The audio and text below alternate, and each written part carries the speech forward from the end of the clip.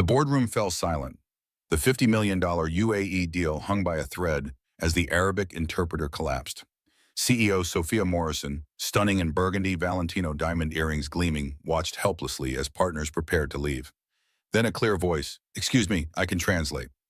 Everyone turned to 8-year-old Emma Williams, standing beside her father David, the IT technician. Only David showed no surprise. The UAE delegation exchanged glances, confusion evident on their faces. Richard Keller, CEO of TechBridge and Sophia's rival, smirked from the corner of the room. This was exactly the chaos he'd been hoping for. The sheikh, an imposing figure in traditional dress, regarded the small girl with skepticism. "I can translate," Emma repeated, this time in flawless Arabic. Her pronunciation perfect, her grammar impeccable. The sheikh's eyebrows raised slightly, the first break in his stoic expression. "This is preposterous," Richard interjected. "We can't entrust a $50 million agreement to a child. I have another interpreter waiting outside." The sheikh held up his hand to silence Richard. He addressed Emma directly in Arabic, asking a complex question about cultural protocols. Emma responded without hesitation, her explanation not just linguistically accurate, but culturally nuanced. A hint of a smile appeared on the sheikh's face. Sophia stood frozen, her heart racing as she watched this impossible scene unfold. How could this child daughter of the IT technician she barely acknowledged potentially save the most important deal of her career? And why did David look so unsurprised? The sheikh nodded at Emma. "We will continue with this young translator." No one noticed the flash of anger that crossed Richard's face or the small tea of relief from David. As Emma took the vacant translator's seat, Sophia couldn't help but wonder what chain of events had led them to this extraordinary moment. How had they arrived here with the threat of Market Vision Corporation resting in the hands of an 8-year-old girl? And 3 months earlier, David Williams sat at his cluttered desk in the basement IT department of Market Vision Corporation, staring at a faded photograph. Sarah smiled back at him, her eyes bright with the passion for life that had drawn him to her from the day they met at Stanford. 10 years had passed since cancer took her, yet the ache remained a dull, persistent pain that flared on days like today, what would have been their 15th anniversary. He ran his finger over the edge of the silver frame, remembering how they'd planned their future together. Both rising stars in Silicon Valley, he a security engineer at Google, she a computational linguist pioneering algorithms for language translation. The world had been theirs to conquer, until the diagnosis came just weeks after discovering Sarah was pregnant. Terminal, inoperable, 6 months, maybe less.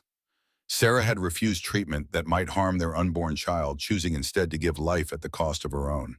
Her final gift to the world was Emma, their miraculous daughter, who seemed to have inherited her mother's linguistic genius, along with her bright eyes and determined spirit. David's phone buzzed, pulling him from his memories. Emma's school, again. "Miss Chen wants to speak with you after pickup today," the text read. "It's about Emma's language practice during math class." David sighed, rubbing his tired eyes. Another teacher concerned about Emma's unconventional learning habits. It wasn't the first time, wouldn't be the last. He glanced at his watch, a refurbished Timex that replaced the Rolex he'd sold last year to buy Emma's VR language immersion system. The expensive program had been worth every penny, accelerating her already remarkable language acquisition. But it had left them eating ramen for a month.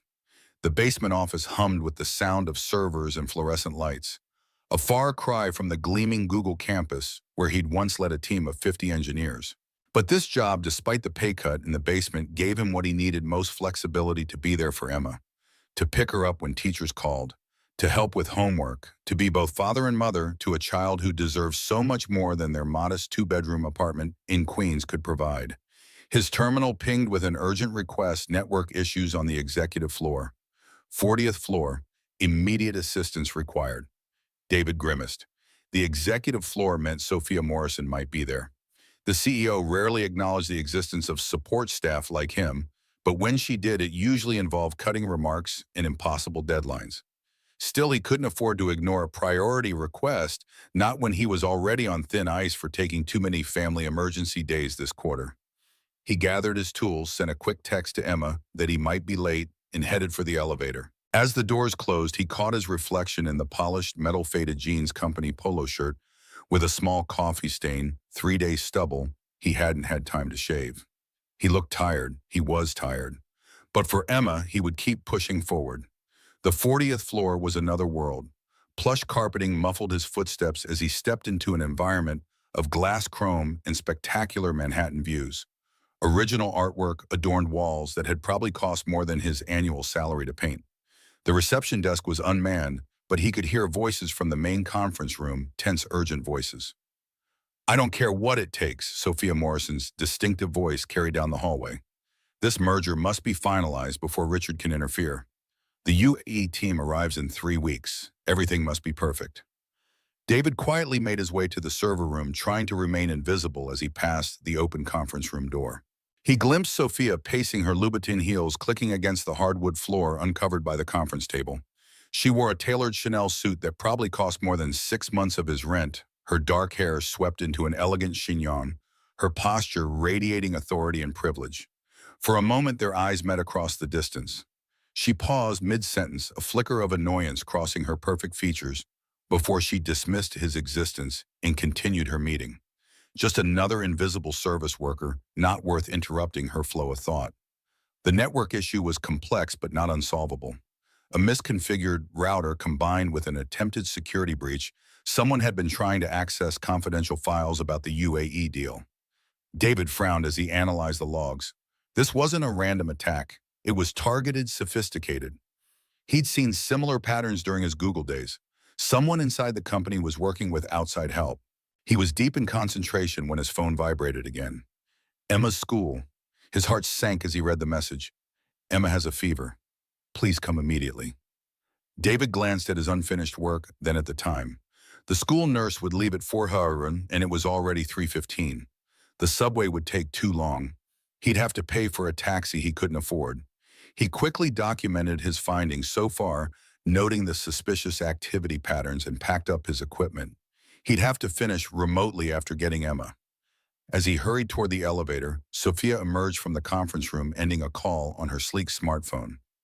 "I need the network fixed today." "Not tomorrow," she said without preamble, blocking his path to the elevator. David took a deep breath. "I'm aware of the urgency, Ms. Morrison. I've identified the issue and documented my findings. My daughter is sick at school and I need to pick her up immediately. I'll continue working remotely this evening." Sophia's perfectly shaped eyebrows rose a fraction. "Your personal problems are not Market Vision's concern, Mr. Williams." David Williams. He met her gaze directly. "I've worked in your 8 department for 3 years. And with all due respect, Ms. Morrison, my daughter is not a personal problem. She's sick, and she needs me." Something flickered across Sophia's face, surprise perhaps at being challenged. She was not accustomed to pushback from employees, especially not from basement-dwelling IT technicians. "The network must be secure before our UAE partners arrive for preliminary discussions tomorrow," she said, her voice cooler than before. "If you can't fulfill your responsibilities, perhaps we need someone who can." David felt heat rise in his face. "I'll complete the work tonight, remotely.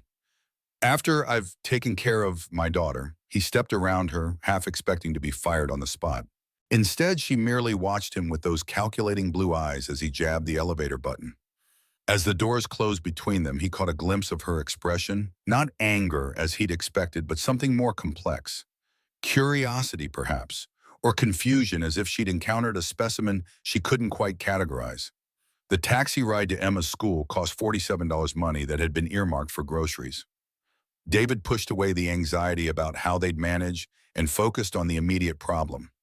Emma sat pale and quiet beside him in the back seat as they headed home, her normally animated face subdued by fever. "The temperature's not too high," he reassured himself, feeling her forehead for the 10th time. "Just 100.2. But she needed rest fluids and medicine they barely had enough of." Their apartment building in Queens was clean, but aging, the elevator perpetually out of order. David carried Emma up 4 flights of stairs, her small body warm against his chest, her arms looped trustingly around his neck. She smelled of school disinfectant and the lavender shampoo Sarah had always used, the one small luxury he maintained despite their tight budget. The apartment door stuck slightly, as always requiring a firm shoulder to open. Inside, the contrast with Market Vision's executive floor couldn't have been more stark. The furniture was secondhand but clean, the walls adorned not with expensive art, but with Emma's drawings and maps of countries she dreamed of visiting. Bookshelves made from cinder blocks and boards lined the walls, overflowing with library books in multiple languages.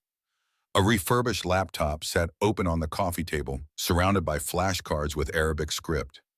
David settled Emma on the couch, covering her with the handmade quilt Sarah's mother had created before she too passed away. He brought Water Children's Tylenol and the iPad loaded with Emma's favorite French cartoons. "You should eat something, sweetheart," he said, brushing her dark hair from her forehead. Emma looked up at him with Sarah's eyes. "Not hungry, Daddy, but I finished that Arabic book today, the one about the desert princess. Can we get another one?" David smiled despite his worry. "Always thinking about the next book, aren't you, just like your mom? We'll see about a new one when you're feeling better. For now, just rest." He kissed her forehead and went to the kitchen to make soup, leaving the door open to keep an eye on her. The kitchen was tiny, but organized with the precision of someone who couldn't afford to waste time or ingredients. As he chopped vegetables, his mind returned to the network security issue at work. The pattern of the breach attempt was familiar somehow. He needed to figure it out before tomorrow's meetings. By 9 p.m., Emma was asleep, her fever reduced but not gone. David sat at the kitchen table with his laptop remotely accessing Market Vision's systems. The apartment was quiet except for the hum of the ancient refrigerator and the distant sounds of city traffic. He worked methodically, tracing the digital footprints of whoever had attempted to access the UAE files. There, a signature in the code, a specific way of disguising the intrusion attempt that he recognized from his Google days. He'd seen it in attacks attributed to a hacker collective with ties to Richard Keller's company, TechBridge. David frowned, wondering if he should include this in his report. Accusing the CEO of a major tech company of corporate espionage was not something to do lightly, especially not when you were a replaceable IT technician with a sick child and no savings. He documented the technical findings without specifying the potential source, deciding to sleep on the question of whether to share his suspicions. As he finally closed his laptop at 1 a.m., his phone pinged with an email. From Sophia Morrison, sent 3 minutes ago. "Mr. Williams, your network security report is inadequate. I expect a complete analysis, including the source of the attempted breach, on my desk by 8 a.m. Additionally, your presence is required at tomorrow's preliminary meeting with our UAE partners. Their technical team has questions only you can answer. Be prepared to explain the security measures protecting their confidential information. Meeting begins at 9 a.m. sharp. Dress appropriately. Sophia Morrison, CEO, Market Vision Corporation." David stared at the message in disbelief. It was 1 a.m. Emma was sick. School was out of the question tomorrow, and he had no childcare backup. His sister Jenny lived across the country, and neighbors were all working parents themselves. The only other option was Emma's elderly language tutor, Mrs. Patel, but she wasn't available on short notice. He looked in on Emma sleeping fitfully, her cheeks still flushed. He couldn't leave her alone, but he also couldn't afford to lose this job. Not with rent due and Emma's language program payments stretching their budget to breaking point. After a sleepless night of working on the security report and checking Emma's temperature, David made a desperate decision. He would have to bring Emma to the meeting. He'd set her up in a quiet corner of the IT department afterward with books and her tablet and prayed she'd be well enough and that no one important would notice. By morning, Emma's fever had broken, but she was still pale and tired. David helped her dress in her neatest clothes, a blue skirt and white blouse that he quickly ironed, trying to make her look as presentable as possible. He packed her backpack with books in multiple languages, her tablet with headphones, snacks, medicine, and a water bottle. "Emma, there's a problem at work," he explained as they rode the subway. "I have to be in an important meeting, and there's no one to stay with you today. You'll need to sit very quietly in my office. No one should bother you there." Emma nodded solemnly, clutching her backpack. "Is it because of the network thing you were fixing?" David blinked in surprise. "How did you know about that?" She shrugged. "You were talking to yourself while you worked last night. You said someone was trying to steal secret information about Dubai." David made a mental note to be more careful about what he said around his observant daughter. "That's right, but it's a work secret, okay? Not something we talk about with anyone else." The Market Vision building loomed ahead, its glass exterior reflecting the morning sun. David felt painfully conscious of his worn suit hastily pressed and Emma's presence beside him as they passed through security. The guard raised an eyebrow but said nothing as David signed Emma in as a visitor. The IT department was already buzzing with activity when they arrived. David's supervisor, Mike, took one look at Emma and frowned. "She's sick," he asked bluntly. Recovering, David replied, "No childcare options today. She'll be quiet, I promise." Mike sighed. "Keep her in your office. If Morrison finds out I never saw her, got it." David settled Emma at the small table in the corner of his shared office space, setting up her books and tablet. "Stay here, sweetheart. I have to go to a meeting upstairs. I'll check on you as soon as I can." Emma nodded, already opening an Arabic textbook. "I'll practice for my test next week." With a final worried glance, David grabbed his completed security report and headed for the elevator. His stomach churned with anxiety about Emma, about the meeting, about the accusations he was about to make. The security breach had indeed originated from TechBridge's servers, and he'd included the evidence in his report. If he was wrong, it could end his career. If he was right, it could make powerful enemies.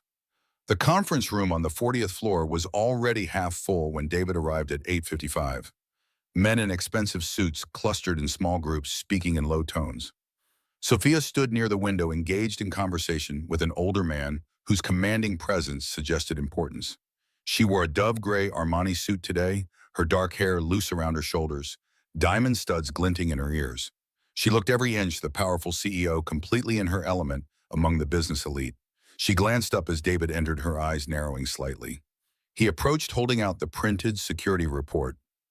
"The complete analysis as requested," he said quietly, "including the source of the breach attempt." She took the folder without thanks, opening it immediately.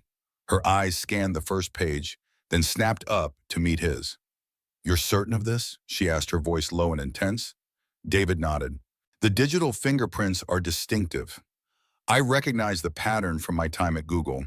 We attributed similar attacks to a group with known connections to TechBridge." Sophia's expression hardened, but before she could respond, the conference room doors opened again.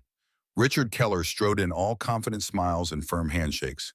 Tall, silver-haired, impeccably dressed in a Tom Ford suit, he moved through the room with the easy assurance of someone accustomed to deference.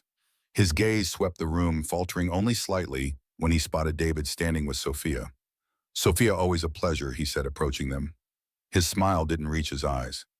"And who's this Mr. Williams, our network security specialist?" Sophia replied coolly. "He'll be briefing the technical team on our security protocols." Richard extended his hand to David, his grip painfully firm. "Williams, you look familiar. Haven't we met before?" David maintained his composure despite the crushing handshake. "I worked at Google's security division until 2016. We may have crossed paths at industry events." A flash of recognition crossed Richard's face, quickly masked. "Ah, yes. Well, good to see talent being appropriately utilized." The subtle insult hung in the air as Richard turned back to Sophia. "I hope you don't mind my joining these preliminary talks. Given our company's complementary strengths, I thought a joint approach to the UAE market might benefit everyone."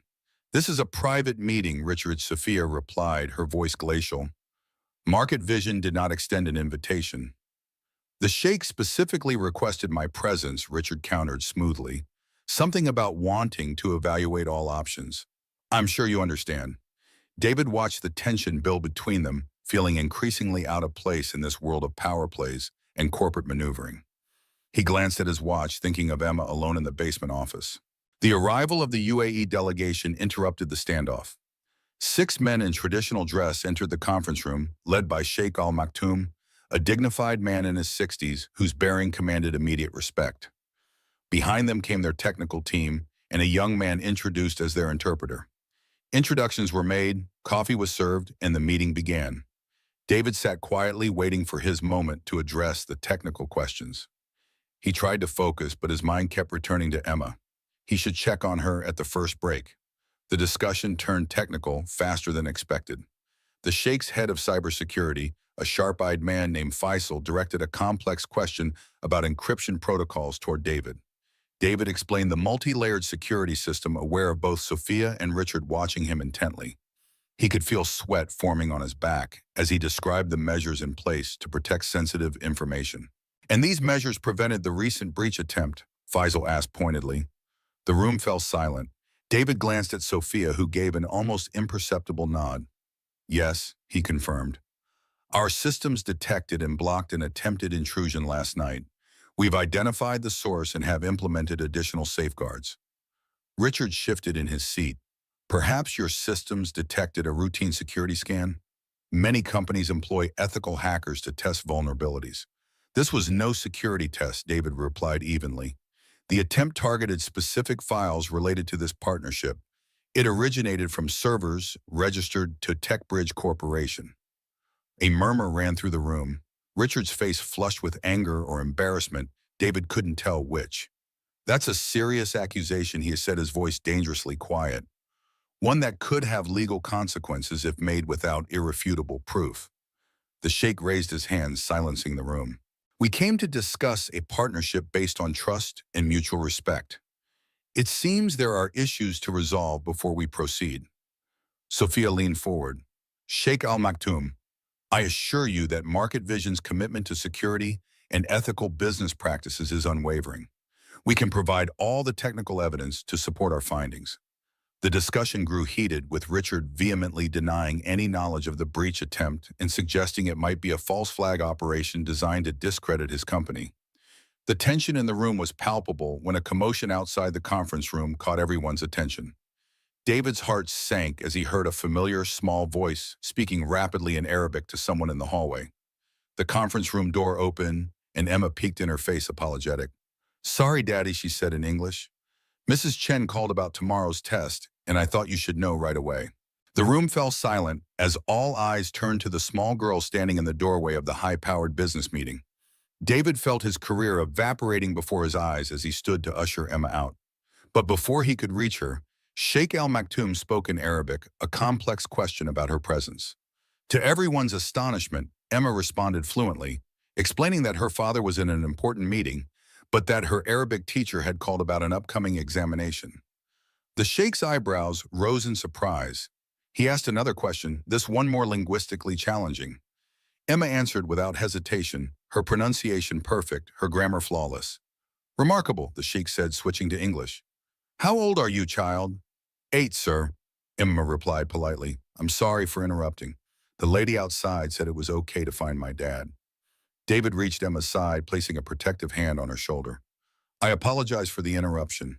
My daughter is unwell today, and I had no childcare options. He expected Sophia's cold fury, perhaps an immediate dismissal. Instead, she was watching Emma with an expression of astonishment. The sheikh, too, seemed captivated by the child who spoke his language, as if born to it. How many languages do you speak, young lady, the sheikh asked. Emma glanced at her father, who nodded encouragement. 7, sir. English, Arabic, Spanish, French, Mandarin, Russian, and I'm learning Japanese now. A ripple of impressed murmurs ran through the room. Even Richard looked taken aback. The sheikh turned to David. Your daughter has a remarkable gift, Mr. Williams. You must be very proud. David nodded, still bracing for the professional consequences of this interruption. I am, Your Excellency. She inherited her mother's linguistic abilities. And where is her mother, the sheikh asked. A moment of painful silence followed. Emma answered before David could. She died when I was born, sir. But she left me her books and her languages. Daddy says that's how she still talks to me. The emotional transparency of a child. David felt his throat tighten as several members of the delegation looked away, clearly moved by Emma's simple statement. Sheikh Al Maktoum regarded Emma thoughtfully. Then, to David's surprise, he addressed Sophia directly. Ms. Morrison, I believe we should continue this meeting tomorrow. There are matters I must consider before proceeding.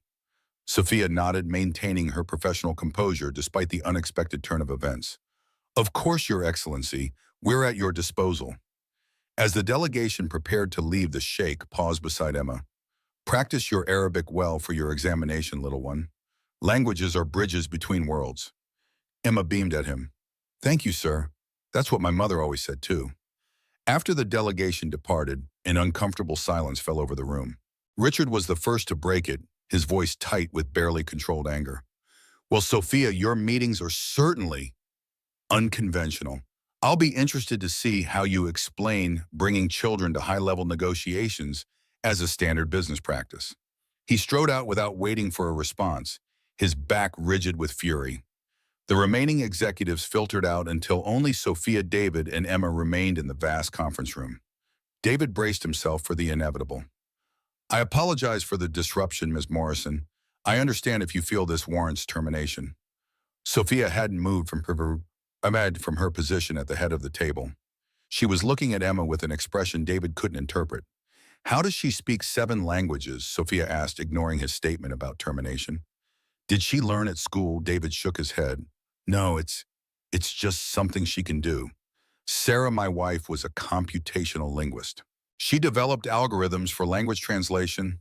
Emma seems to have inherited her gift for languages. Emma stood quietly beside her father, sensing the importance of the moment. Her eyes, too large for her pale face, moved between the adults with solemn attention. Sophia approached them slowly as if Emma were some rare creature that might startle and flee. She crouched slightly to meet Emma's eyes. That was Arabic you were speaking with the sheikh. Where did you learn it? Emma shifted her weight from one foot to the other, from books and programs and Mrs. Patel.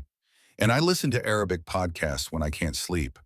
The sounds are beautiful, like music. Something in Sophia's expression softened fractionally. And your other languages? You learned them the same way. Emma nodded. Daddy helps me find resources. He sold his watch last year so I could get the VR immersion program for my birthday. David winced at Emma's innocent revelation of their financial situation. She had no concept of how this information might be perceived in this environment of wealth and privilege. To his surprise, Sophia didn't seem to register the implications of poverty. Instead, she was focused entirely on Emma's linguistic abilities, her business mind clearly turning over possibilities. Have you ever done any translation work? She asked Emma. Sometimes I help Mrs. Gonzalez next door with her doctor's letters, Emma replied. And I translate videos on the internet for practice. Daddy says I'm not allowed to use social media, but I can watch educational content. Sophia straightened, turning to David with sudden decision. Mr. Williams, I'd like to speak with you privately. Can your daughter wait outside with my assistant for a few minutes? David hesitated, protective instincts flaring. Emma sensed his concern and squeezed his hand. It's okay, Daddy. I brought my French novel. Once Emma was settled outside with Sophia's bewildered assistant, Sophia closed the conference room door and turned to David. Her expression was unreadable, her posture rigid with natural authority. You brought a sick child to a multi-million-dollar business meeting, she stated flatly. Yes, David admitted. I had no alternatives. I accept full responsibility. Sophia paced to the window, looking out at the Manhattan skyline. When she spoke again, her voice had lost some of its usual crisp certainty. My father would have fired you on the spot. In fact, he fired my nanny for bringing her child to our house when I was 10. I never saw her again. David remained silent, unsure how to respond to this unexpected personal revelation. Sophia turned back to face him. Your security report identified Richard Keller as the source of the breach attempt. Are you absolutely certain the digital evidence is clear? David confirmed. I can walk you through the technical details if you'd like. That won't be necessary. Sophia's mind seemed to be racing, calculating.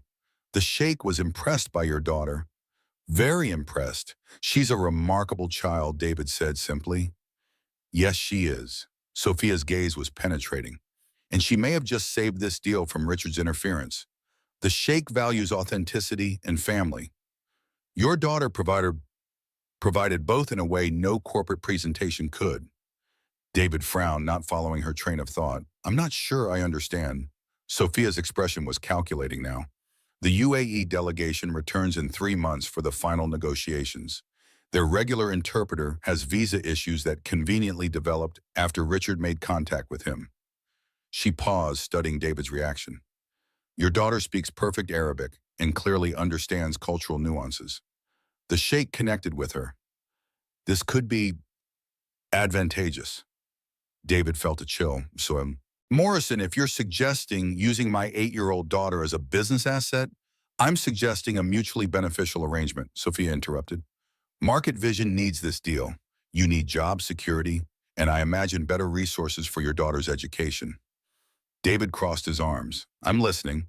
You'll join the UAE project team as our security lead, a position more aligned with your actual qualifications. The salary is triple your current pay.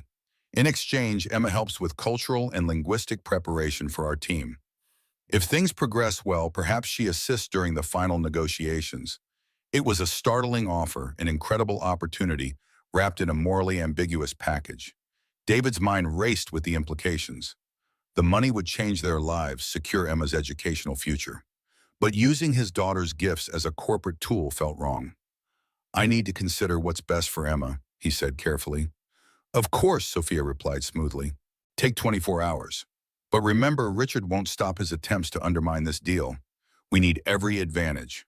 She gathered her papers, preparing to end the meeting. As she reached the door, she paused.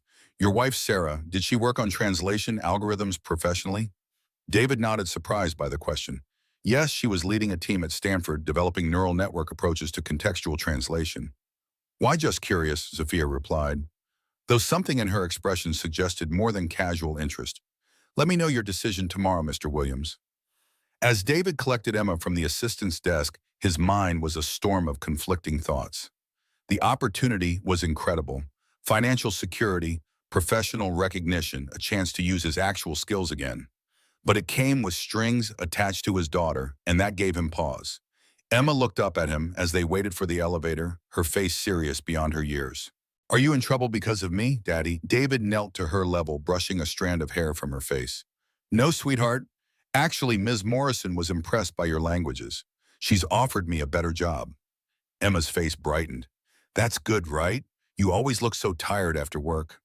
The elevator arrived empty except for them. As they descended from the executive floor to the real world, David considered how to explain the complexity of the situation to an 8-year-old who saw the world in simpler terms than adults. It could be good, he said carefully, but part of the job might involve you helping sometimes, with your languages, and I need to make sure that's the right thing for you. Emma considered this as they reached the ground floor. Would I get to use Arabic with the nice man from today? Yes, probably. She nodded decisively. Then I want to help. Mom would want me to use my languages to help people talk to each other, out of the mouths of babes. David felt a surge of emotion, pride in his daughter's generous spirit, grief that Sarah wasn't here to see the remarkable person Emma was becoming, and lingering uncertainty about entangling their lives with Sophia Morrison and her corporate world. As they stepped out of the Market Vision building into the bright spring day, neither of them noticed the sleek black car parked across the street or Richard Keller watching them through tinted windows, his expression calculating. Inside the building, Sophia Morrison sat alone in her vast office staring at her computer screen. She'd pulled up research papers on computational linguistics from Stanford, scanning for Sarah Williams' name. There it was on a groundbreaking paper about contextual neural translation, the same algorithms that now form the backbone of Market Vision's translation technology. Sophia leaned back in her ergonomic chair processing this new information. The technology that had built her company's success had its origins in work done by the dead wife of her basement IT technician. And now their daughter spoke 7 languages with native fluency. It was as if the universe were playing an elaborate joke at her expense. She who had everything money could buy, but no one to share it with, while this struggling IT worker had nothing but the devotion of a remarkable child. For the first time in years, Sophia felt something crack in the careful armor she'd built around herself. Something that felt uncomfortably like envy, not of David Williams's poverty or struggles, but of the genuine love evident in his relationship with his daughter. She closed the browser window and turned to the floor-to-ceiling windows, looking out at the city spread below like a kingdom she ruled but couldn't enjoy. The emptiness of her success echoed in the vast, perfectly decorated office where no personal photographs interrupted the carefully curated design aesthetic. The intercom buzzed, her assistant's voice breaking the silence. Ms. Morrison, Richard Keller is calling again. He's quite insistent. Sophia's expression hardened, her moment of vulnerability passing. Tell him I'm unavailable, and get me everything we have on his recent activities in the UAE market. As she turned back to her computer, her gaze fell on the security report David had prepared. The evidence against Richard was damning. If David Williams was correct, and his previous experience at Google suggested he might be, Richard wasn't just a competitor, but a corporate spy willing to sabotage her company's future. The UAE deal represented everything: validation of her leadership expansion into a critical new market, the culmination of her father's vision and her own ambition. She couldn't lose it to Richard's machinations. Not now. Not when she finally had a way to secure the Sheikh's trust through the unexpected gift of a child's linguistic genius. Decision made, Sophia reached for her phone. She would use every asset available, including the remarkable Emma Williams and her father. The girl's innocence and authenticity had clearly charmed the sheikh in a way no corporate presentation could achieve. It was simply good business to capitalize on that connection. If that meant bringing David Williams out of the basement and into her inner circle, so be it. If it meant using a child's gift to secure a $50 million deal, that was simply the reality of global business. Everyone would benefit. Market Vision's David Emma, even the UAE partners who would get the superior product they sought. As for Richard Keller, she would deal with him as she'd dealt with every man who'd underestimated her throughout her career, methodically, strategically, and without mercy. The decision settled in her mind with familiar clarity. She would win this battle, secure her company's future, and prove once again that Sophia Morrison never lost what she truly wanted.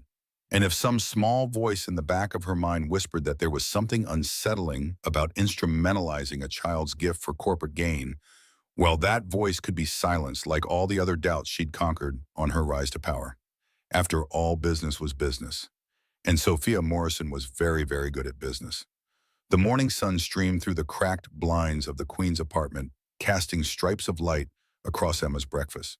She methodically arranged her toast into perfect triangles while reciting Arabic vocabulary under her breath.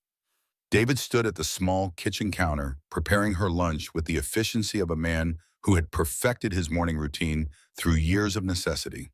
24 hours had passed since Sophia Morrison's unexpected offer. 24 hours of David weighing possibilities, calculating risks, and trying to determine what was truly best for Emma. The promotion would mean financial security they hadn't known since Sarah's death. The salary increase alone would transform their lives. No more choosing between language programs and new shoes. No more selling possessions to fund Emma's education. No more constant background hum of financial anxiety. But the strings attached to that security gave him pause. Using Emma's gift as a corporate asset felt dangerously close to exploitation, regardless of how mutually beneficial Sophia had framed the arrangement. "Are we going back to your office today?" Emma asked, interrupting his thoughts. David placed her carefully prepared lunch in her backpack. "No, sweetheart. You're going to school. You're feeling better and Mrs. Chen is expecting you for the language assessment." Emma's face fell slightly. "But what about the nice man who speaks Arabic? And the lady in the pretty clothes who wants me to help?" David sat down across from his daughter, choosing his words carefully.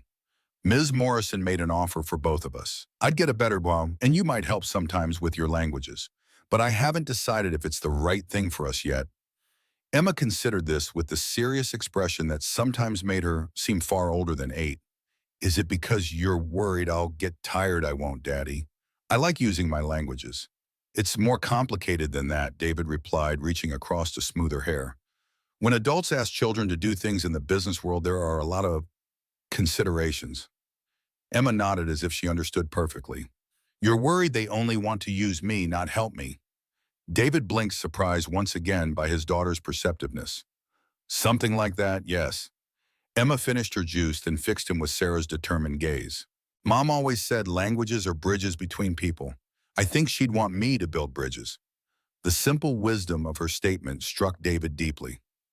Before he could respond, his phone buzzed with a text from an unknown number. "Decision time, Mr. Williams. My car will be outside your apartment at 4 p.m. Bring Emma if your answer is yes. SM." David stared at the message. How did Sophia Morrison know their address? Then again, as CEO, she likely had access to all employee records. The presumption that she could simply summon them, however, reinforced his concerns about the power imbalance in any arrangement they might make. Emma was watching him with curious eyes. "Is that from the pretty lady?" "Yes," David admitted, putting his phone away. "She wants an answer today." Emma shouldered her backpack, suddenly looking determined. "I'll do really well on my test today. Then you'll see I can handle helping them too." David smiled despite his concerns, kneeling to hug her. "You already do brilliantly on your tests. That's not what I'm worried about." As they walked to Emma's school, David couldn't shake the feeling that this decision would alter their lives in ways he couldn't fully predict. Sophia Morrison operated in a world of corporate power plays and million-dollar deals, a world where people were assets to be leveraged, not individuals to be valued for themselves. Could he protect Emma in that world? Or would accepting Sophia's offer be placing his daughter on a path that might eventually consume the very qualities that made her special: her compassion, her authenticity, her joy in languages as bridges rather than tools. At the school gates, Emma hugged him fiercely before joining the stream of children flowing into the building. Just as David turned to leave, his phone rang. Market Vision's main number. "Mr. Williams, this is Sophia Morrison's office," a crisp professional voice announced. "Morrison requests that you come to the executive floor immediately. There's been another security breach attempt, but I'm not scheduled until David began. A car is already on its way to your location," the voice interrupted. "This is considered an emergency situation." Before David could protest further, the call ended. He stood outside his daughter's school, a growing sense of unease settling in his stomach. The timing was too convenient, another breach, just as he was considering Sophia's offer, creating an immediate need for his expertise. It felt manipulative, a power play designed to push him toward acceptance. A sleek black Lexus pulled up to the curb, the driver confirming he was there for David Williams. With reluctance, David got in his mind, racing with possible scenarios and responses. If this was Sophia's way of pressuring him, he needed to establish boundaries from the start. The Market Vision building loomed ahead, its glass exterior reflecting clouds scudding across the spring sky. In the lobby, a security guard handed him a temporary access badge for the executive floor, a stark contrast to his usual basement credentials. The elevator ascended smoothly, its polished surfaces in silence, a world away from the creaking stairs of his apartment building. So David straightened his posture, running a hand through his hair in a futile attempt to look more presentable. His worn button-down shirt and department store slacks stood in sharp contrast to the bespoke suits that populated the executive floor. The doors opened directly into a sleek reception area where Sophia's assistant sat behind a minimalist desk of glass and chrome. She looked up with the practiced smile of someone paid to be professionally pleasant, regardless of actual feelings. "Mr. Williams, Ms. Morrison is expecting you in the crisis room." She led him down a hallway of modern art and subtle lighting to a secure room dominated by a large conference table and multiple displays showing network activity. Sophia stood at the head of the table, engaged in intense conversation with two men David recognized as the company's chief security officer and legal counsel. Sophia looked up as he entered, her expression unreadable. Her navy Prada dress and pearls projected calm authority despite the apparent crisis atmosphere. "Mr. Williams, thank you for coming quickly," she said, gesturing to an empty chair. "We've had another breach attempt more sophisticated than the last, specifically targeting the UAE contract parameters." David took the offered seat, studying the network displays. The patterns were indeed similar to the previous attack, but with greater complexity. "When did this happen?" he asked, already analyzing the intrusion pathways. "The attempt began at 2 a.m. and continued until our systems locked down at 2:17, the security officer replied. "Unlike last time, they managed to access some peripheral files before containment." David frowned, spotting something odd in the access patterns. "This doesn't make sense. The attack's signature is nearly identical to yesterday's attempt, but no experienced hacker would use the same approach after being detected. It's almost like someone wants us to know it's the same attacker Sophia finished for him," her eyes sharp with understanding. "Exactly," David agreed. "This feels deliberate, like a message rather than a serious attempt at data theft." The security officer looked skeptical. "That's a rather unusual interpretation. Most breach attempts aim for actual data acquisition." David shook his head, pointing to specific patterns on the screen. "Look at the file access sequence. They bypassed high-value targets for less secure, but ultimately less valuable information. And they lingered in detectable areas longer than necessary. That's not how professional hackers operate." The room fell silent as the implications sank in. Sophia dismissed the security officer and legal counsel with a curt nod, waiting until the door closed behind them before addressing David directly. "You believe Richard is behind this," she stated, rather than asked. David leaned back in his chair, choosing his words carefully. "The evidence points to TechBridge again, yes. But the purpose seems different this time. Less about stealing information, more about creating a persistent threat."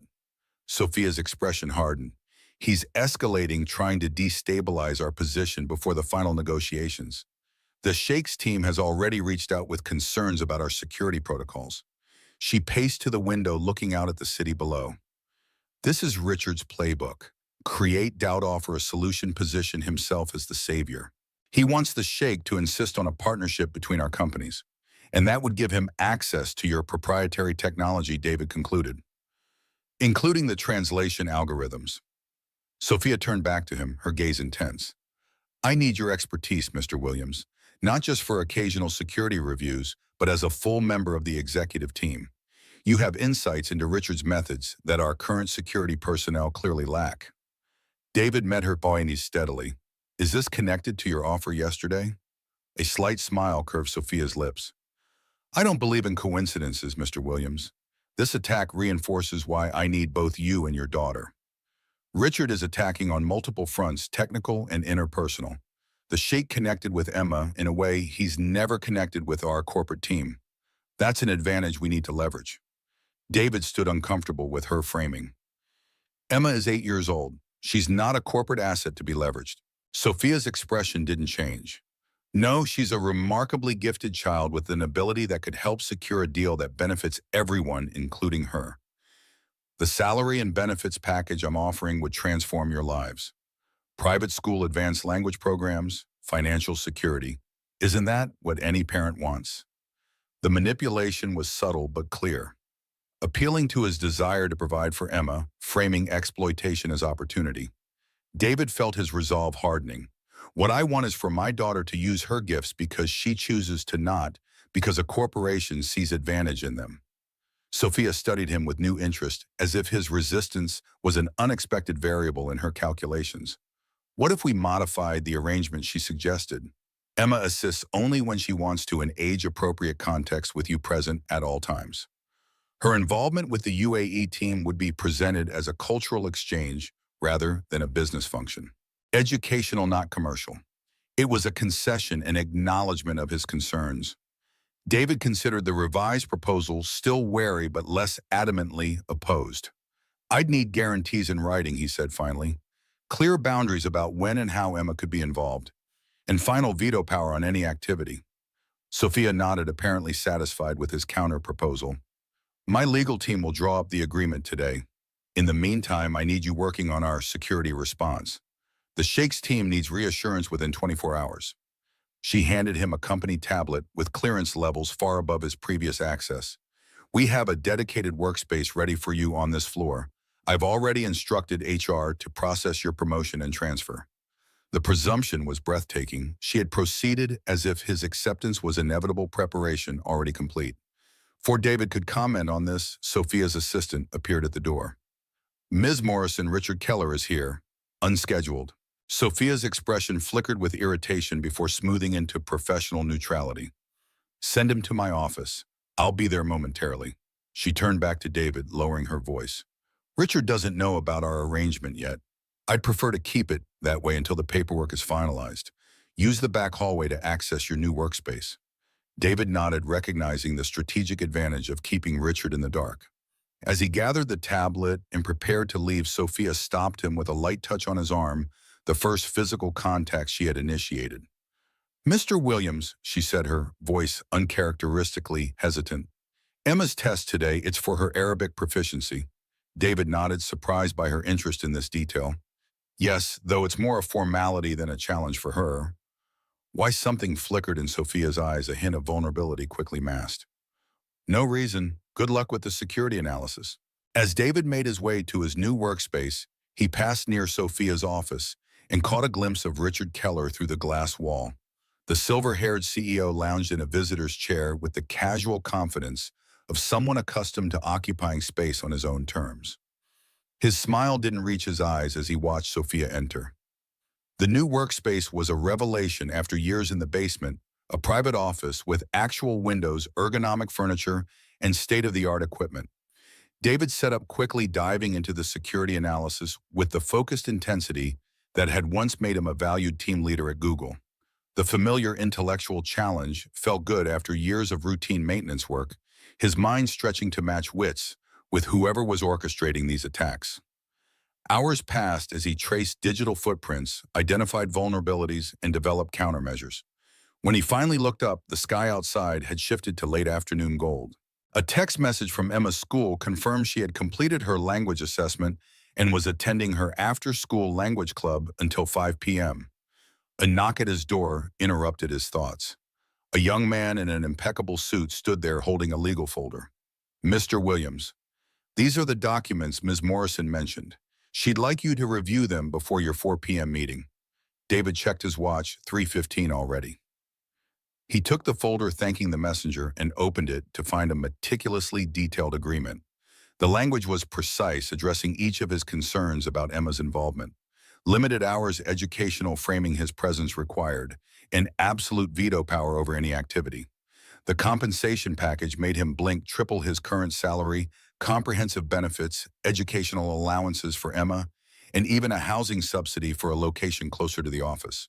It was more than generous. It was life-changing. And yet something about the speed and comprehensiveness of the response kept an ember of wariness alive in his mind. Sophia Morrison didn't strike him as someone who conceded points easily, which made her quick accommodation of his concerns somewhat suspicious. He was still reviewing the documents when his phone buzzed with another text from Sophia's unknown number. Car will collect you at 3:45. We're meeting the Sheikh at his hotel. Bring the signed agreement. SM. David frowned at the directive tone and tight timeline. The Sheikh hadn't been mentioned earlier, and he hadn't agreed to any meeting. The presumption grated against his resolve to establish clear boundaries from the start. He replied with deliberate formality, "Need to collect Emma from school at 5.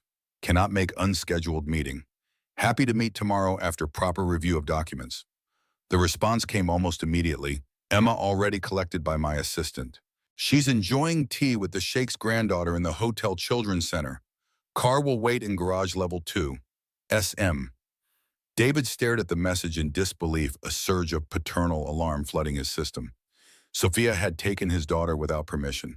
He dialed Emma's school with shaking fingers.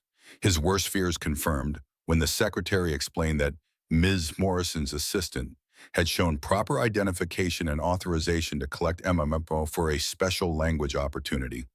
Fury and fear propelled David to the elevator, the legal documents forgotten on his desk.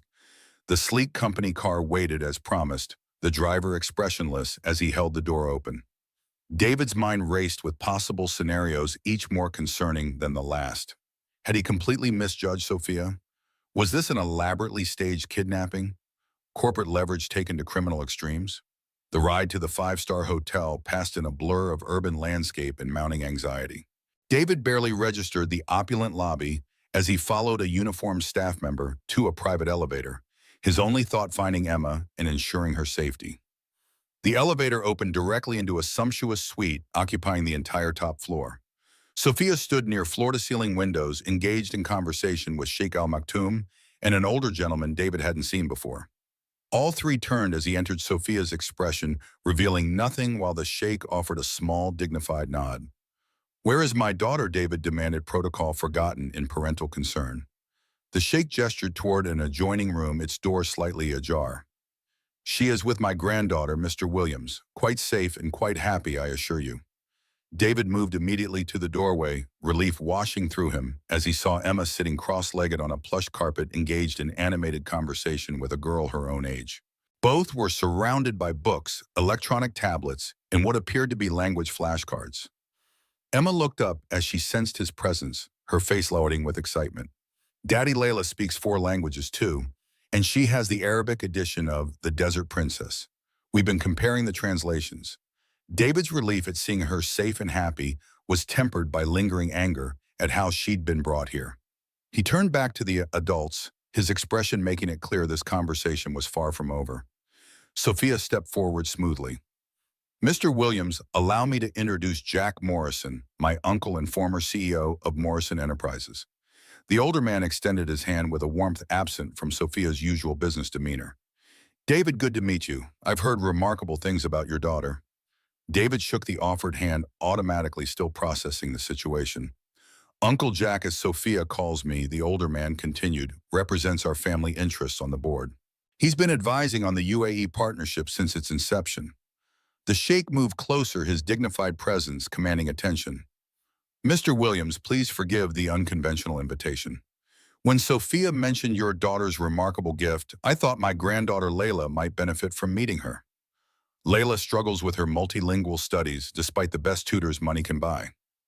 David glanced back at the girls, now deep in conversation again, Emma demonstrating something with animated hand gestures, while Layla watched with rapt attention.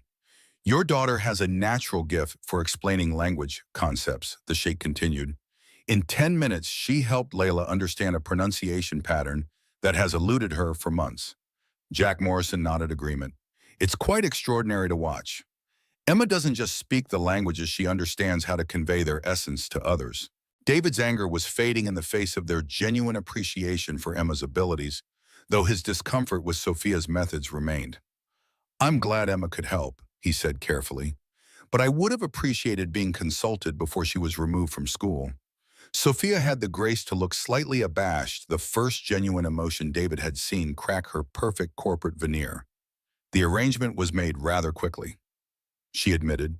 The sheikh's schedule changed unexpectedly, and the opportunity seemed too valuable to miss. Jack placed a gentle hand on his niece's shoulder. What Sophia means to say is that she should have called you directly rather than acting unilaterally. Right, Sophia? Something in the older man's tone suggested this wasn't the first time he had nudged his niece toward more appropriate social behavior. Sophia nodded with the reluctance of someone unused to acknowledging mistakes. Yes, I apologize for the presumption, Mr. Williams. In business, I'm accustomed to rapid execution when opportunities arise. This situation required more personal consideration. The apology, however reluctant, diffused some of David's anger. The sheikh seized the opening to steer the conversation toward more productive territory. Perhaps we might discuss the arrangement Sophia has proposed. I understand your daughter would assist with cultural and linguistic aspects of our partnership. David glanced at Sophia, whose expression remained carefully neutral. Yes, though we're still finalizing the terms to ensure Emma's involvement is age-appropriate and educationally focused. The sheikh nodded approvingly. A wise approach. Children's gifts should be nurtured, not exploited. My granddaughter's English tutor recently resigned to return to London. Perhaps Emma might assist Layla in a cultural exchange benefiting both children. The suggestion took David by surprise. He had expected corporate maneuvering, not a proposal centered on Emma's development. Jack Morrison stepped in smoothly. An excellent suggestion, Your Excellency. The girls clearly connect well, and learning flows in both directions. Sophia, perhaps your legal team could modify the agreement to frame Emma's involvement as a cultural exchange program between families rather than companies. Sophia seemed momentarily off balance, as if events were evolving beyond her careful orchestration. Yes, of course. That could work well. David watched this exchange with interest, noting how Jack's presence seemed to soften Sophia's typically transactional approach. There was history there and dynamics he didn't yet understand. The sheikh turned to David with unexpected warmth. Your daughter reminds me of my late wife. She too had a gift for languages, 7 of them fluently. She believed languages were not just tools for communication, but windows into different ways of seeing the world. David felt a surprising connection with the powerful man. That's what my wife Sarah believed too. She developed translation algorithms that tried to preserve cultural context, not just convert words. Something shifted in the sheikh's expression. Sarah Williams from Stanford. David nodded, surprised. You knew her work? The sheikh smiled with genuine warmth. I attended a linguistics conference in Geneva where she presented her research. Brilliant work on contextual neural translation. We spoke afterward about applications for preserving dying languages. The connection stunned David. The world suddenly seemed smaller, the degrees of separation fewer than he had imagined. Your wife's work was visionary, the sheikh continued. I'm not surprised her daughter inherited her gift. As the adults continued their discussion, David noticed Sophia watching him with an unreadable expression. Her gaze shifted between him and her uncle, calculation evident behind her perfect composure. The conversation flowed into dinner, served in the suite's elegant dining area. Emma and Layla joined them, the girls chattering in a fluid mixture of English and Arabic that made the sheikh beam with grandfatherly pride. Throughout the meal, David observed the dynamics with growing interest. Jack Morrison clearly wielded significant influence despite his retired status. His gentle corrections of Sophia accepted with a deference she showed no one else. The sheikh treated Jack with the respect of a longtime peer, while Sophia maintained her perfect professional facade with occasional cracks when Jack teased her about past family events. Emma, as always, was a natural bridge builder, her genuine interest in Layla and enthusiasm for languages, creating connection where corporate diplomacy had failed. By dessert, even Sophia had relaxed slightly, her smile becoming less practiced when Emma earnestly explained the difference between formal and casual Arabic pronouns. As the evening wound down, Jack pulled David aside while Sophia was engaged with the sheikh. "She means well, you know," the older man said quietly, nodding toward his niece. "But people are puzzles she never quite learned to solve. Number strategies, markets those she understands perfectly. Human connections are harder for her." David glanced at Sophia, who was listening intently to the sheikh with the focused attention she brought to all business matters. "She doesn't seem to have trouble connecting with you." Jack's smile held a hint of sadness. "I've known her since she was born, and even then she was more interested in how her mobile worked than in the people around her. Her father, my brother, was the same way. Brilliant at business, baffled by emotions." He paused, watching as Emma demonstrated something to Layla, both girls laughing at a shared joke. "Your daughter is quite extraordinary, not just her linguistic abilities, but her emotional intelligence. The way she instinctively adapts to make others comfortable. That's a rare gift." David felt the familiar surge of pride mixed with wistfulness that Sarah wasn't here to see the remarkable person their daughter was becoming. "Thank you, she's the best of both of us, but especially her mother." Jack nodded thoughtfully. "Sophia told me about your wife's work in computational linguistics. Remarkable coincidence that her algorithms form the foundation of Market Vision's translation technology." "Not coincidence," David corrected gently. "Sarah's team at Stanford developed those algorithms. After she died, they were acquired by a tech startup that was later purchased by Market Vision." Jack's eyebrows rose slightly. "I see. And did Sarah receive proper credit in compensation for her work?" The question struck a nerve David had tried to ignore for years. "Not really. The acquisition happened during her illness when I was distracted. By the time I realized what had happened, the patents had changed hands multiple times. The lawyer said challenging it would cost more than we could ever recover." A shadow crossed Jack's face. "That's unfortunately common in tech. Brilliant minds create corporations, acquire original inventors, get footnotes in history if they're lucky." He glanced at his niece again, his expression thoughtful. "Sophia isn't aware of this connection, I take it." David shook his head. "I don't think so. It was years before she became CEO, and the acquisition was handled through intermediaries." Jack seemed to come to some internal decision.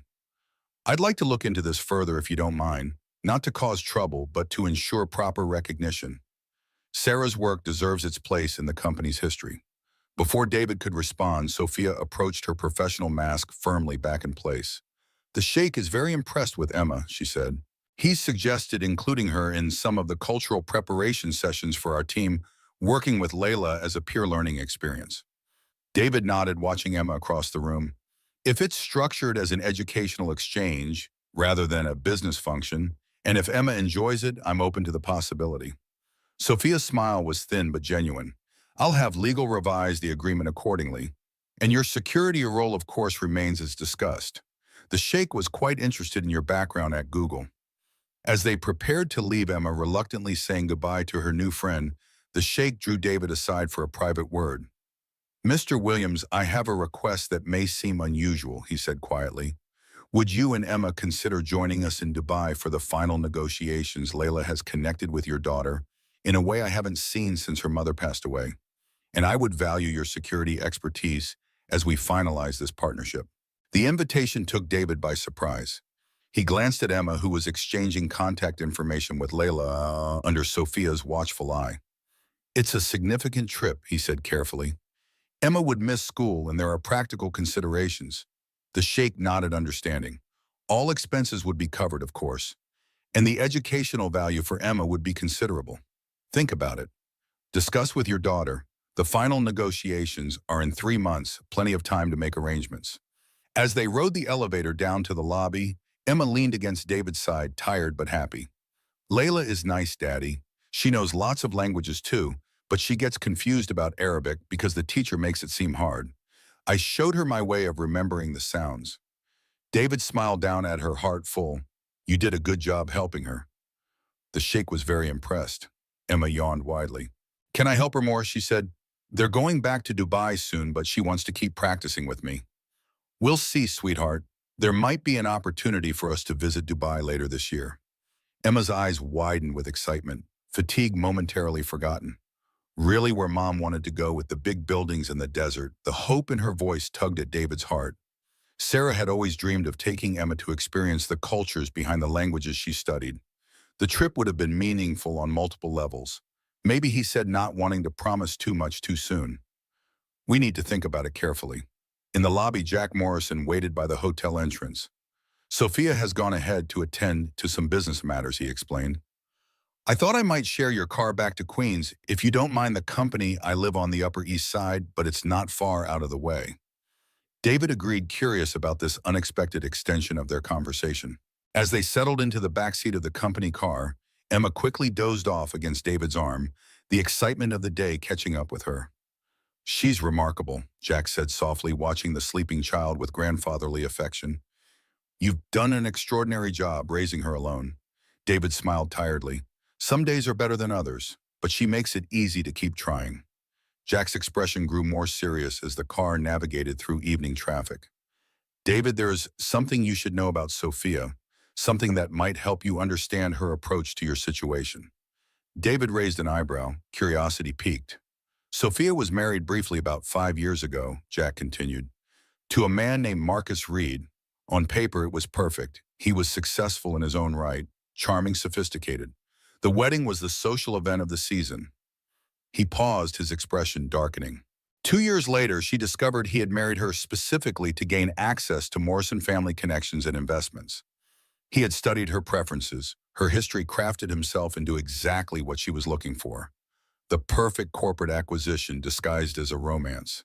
David winced at the calculated cruelty of such deception. That's devastating, Jack finished for him, especially for someone who already struggled with personal connections. Since the divorce, Sophia has retreated further into the world. She understands business strategy, measurable outcomes. People are either assets or obstacles. It's safer that way. He glanced at Emma, still peacefully asleep. Your daughter represents something Sophia doesn't quite understand, authentic connection without agenda. The way Emma effortlessly bridges worlds. It fascinates her and frightens her simultaneously. David absorbed this information, seeing Sophia's actions in a new light. Why are you telling me this? Jack's smile was sad but warm. Because you'll be working closely with my niece, and Emma will be in her orbit. Sophia isn't malicious, but she can be transactional when she feels vulnerable. Understanding her background might help you navigate that dynamic. As the car approached their Queens neighborhood, Jack shifted topics with casual deliberation. I've been thinking about what you said regarding your wife's algorithms. Would you be comfortable sharing more details about her original work, for historical accuracy, of course? Something in his tone suggested more than academic interest. David studied the older man's face, finding nothing but genuine curiosity and perhaps a hint of concern. I still have all her research papers in original code, he said carefully. She was meticulous about documentation. Why Jack's expression remained neutral. Market Vision's translation technology is central to our value proposition, especially for the UAE deal. Understanding its foundational development would be instructionally useful. The careful phrasing struck David as significant, though he couldn't quite determine the underlying meaning. Before he could probe further, the car pulled up outside their apartment building, and Jack handed him a business card with a personal number handwritten on the back. If you're comfortable sharing your wife's work, I'd be very interested. And if you need anything at all, please call. My influence with Sophia has limits, but it does exist. As David carried the sleeping Emma up the 4 flights of stairs to their apartment, his mind churned with the day's revelations and shifting dynamics. Jack Morrison clearly had his own agenda regarding Sarah's work, though whether that agenda aligned with David's interests remained unclear. Sophia's personal history explained some of her behavior, but didn't necessarily make her a more trustworthy partner. And the Sheikh's invitation to Dubai represented both extraordinary opportunity and unknown risks. He settled Emma in her bed, the small room crowded with books in multiple languages and maps of countries she dreamed of visiting. Sarah's photograph watched from the bedside table, her smile frozen in time, before illness and sacrifice changed everything. What would you advise, Sarah? He whispered to the silent photograph. Our daughter is extraordinary just like you, but this world Sophia inhabits, it's dangerous in ways I'm not sure I can navigate. Is the opportunity worth the risk? No answer came, of course. But as he turned to leave, his gaze fell on Sarah's old leather journal, still sitting on Emma's bookshelf, where she liked to keep it close. A memory stirred Sarah, writing in that journal during her final months, saying it contained her hopes for Emma's future. David hadn't read it since her death, the pain too raw to face her final thoughts. But now facing decisions that would shape Emma's path, perhaps Sarah's words might offer guidance. He gently took the journal from the shelf, carrying it to the small living room where he settled on the worn couch. The journal's pages were filled with Sarah's distinctive handwriting, precise yet flowing like her mind. He paged through, slowly reliving their final months together through her words. Her determination to give Emma life despite the cost to herself. Her hopes for their daughter's future. Her reflections on languages as bridges between cultures. Near the end, he found an entry that made his breath catch. My algorithms aren't just code, they're my attempt to preserve how humans actually communicate across cultural divides. The formal structure of language is just the beginning. The true meaning lives in context and cultural understanding, in the spaces between words. If my work survives, I hope it helps build bridges where barriers now exist. And I hope Emma someday crosses those bridges, carrying forward what I couldn't finish. David closed the journal, Sarah's words echoing in his mind. The Dubai opportunity suddenly seemed less like a corporate transaction and more like the fulfillment of Sarah's hopes for their daughter. Emma crossing bridges between cultures, continuing Sarah's legacy in her own unique way. His phone buzzed with a text message from an unknown number. Not Sophia this time. David, Jack Morrison here. Apologies for the late message. I've been reviewing some historical documents about the acquisition of your wife's algorithms. We should talk tomorrow. This may be more significant than I initially thought. David stared at the cryptic message, a chill running down his spine. What had Jack discovered, and how might it affect the delicate new arrangement with Sophia and Market Vision? Before he could respond, another text arrived, this one from Sophia's number. Security alert triggered at 11:42 p.m. System indicates targeted breach attempt originating from Richard's network again. Can you log in remotely to assess critical situation developing? David moved to his laptop, immediately professional instincts overriding personal concerns.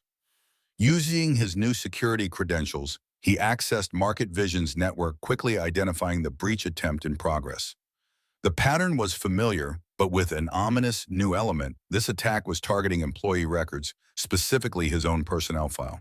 He worked rapidly to counter the intrusion, fingers flying across the keyboard as he deployed security measures and traced the attack to its source. The digital fingerprints confirmed his suspicion, TechBridge servers again, but with sophisticated attempts to mask the origin. When the attack was finally contained, David sat back, mind racing with implications. Richard Keller wasn't just trying to undermine the UAE deal anymore. He was specifically targeting information about David, and by extension, Emma.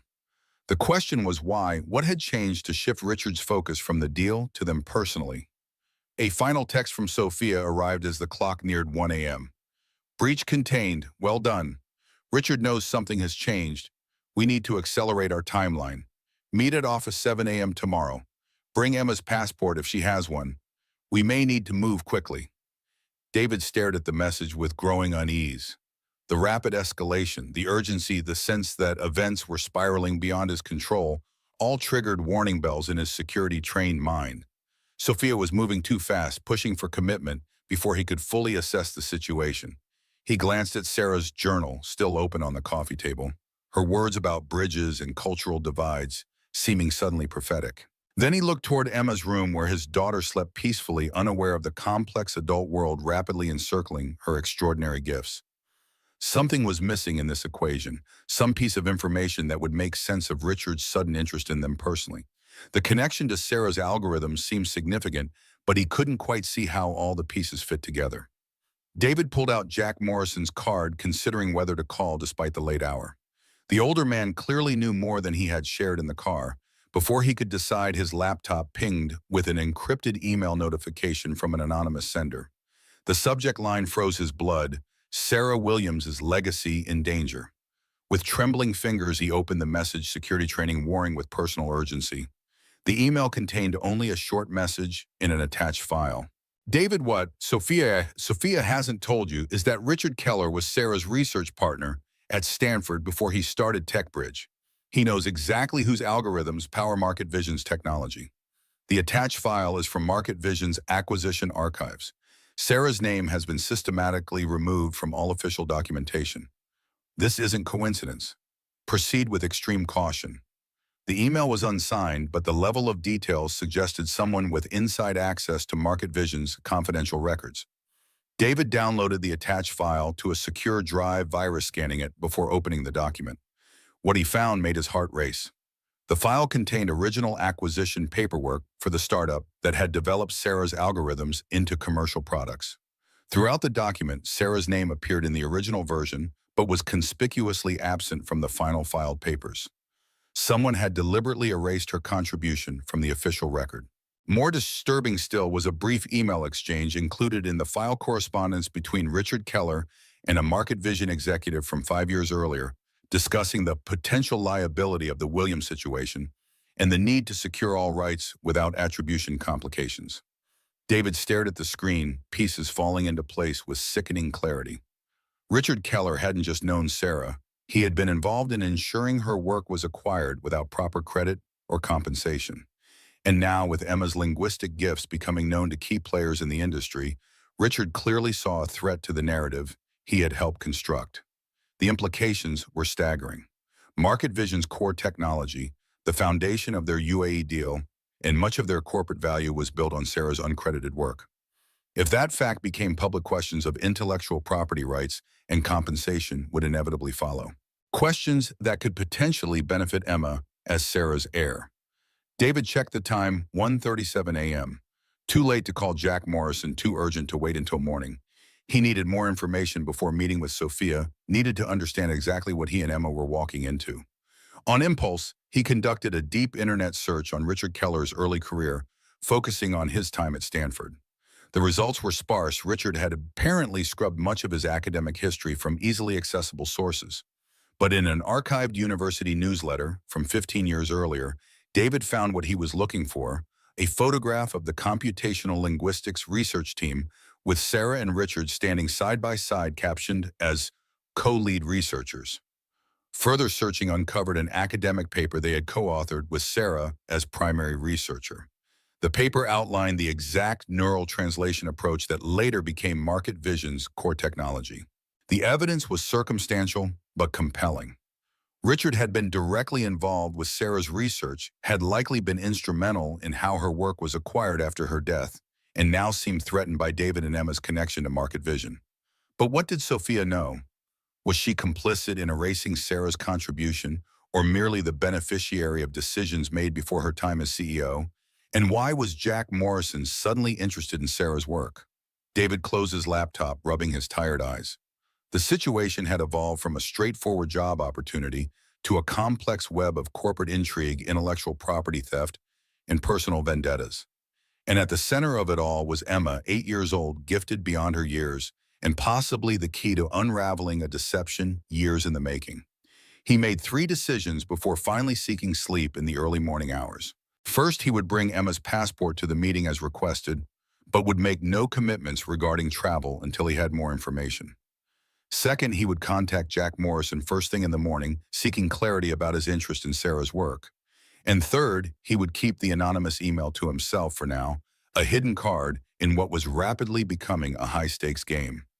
As he finally drifted towards sleep on the couch, unwilling to move to his bedroom, in case further security alerts arrived, David's last conscious thought was of Sarah. Not the Sarah of illness and sacrifice, but the brilliant, passionate researcher who had poured her intellect into building bridges between languages and cultures.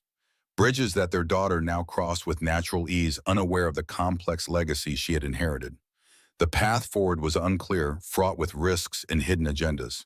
But somewhere in this tangled web lay the possibility of justice for Sarah's uncredited work and unprecedented opportunities for Emma's extraordinary gifts. The challenge would be securing those benefits while protecting Emma from those who saw her only as an asset to be leveraged or a threat to be neutralized. Tomorrow would bring confrontation and revelation. For tonight, David could only prepare his mind for the battles ahead and hope that Sarah's spirit would guide him through the difficult choices to come. Unknown to David, across town in her sterile penthouse apartment, Sophia Morrison stood at her floor-to-ceiling windows, phone in hand, reading the same anonymous email that had upended David's evening. Her expression remained impassive, but her knuckles whitened around the phone as implications cascaded through her analytical mind. The technology that had built her company's success, that formed the cornerstone of her father's legacy and her own leadership, was founded on uncredited work from the deceased wife of her basement IT technician. And Richard Keller, her longtime business rival, was somehow implicated in the original deception. What had begun as a straightforward business strategy, leveraging a gifted child's abilities to secure a crucial deal, had evolved into something far more complex and potentially damaging. But Sophia Morrison hadn't built her reputation by backing down from challenges. If Richard thought he could use this situation against her, he had severely miscalculated. She typed a brief message to her uncle, "Jack, we have a situation. Sarah Williams's algorithms. Richard's involvement. Need to talk before tomorrow's meeting." Then she opened her secure company files, searching for everything related to the original acquisition. By morning, she would understand exactly what she was dealing with. And then she would do what she always did: identify the optimal strategy and execute without hesitation or sentimentality. If that strategy now needed to include providing proper recognition and compensation to Sarah Williams' family, so be it. The UAE deal was too important to risk over historical technicalities. And if Richard Keller stood in her way, she would remove that obstacle with the ruthless efficiency that had made her one of the youngest and most successful CEOs in the tech industry.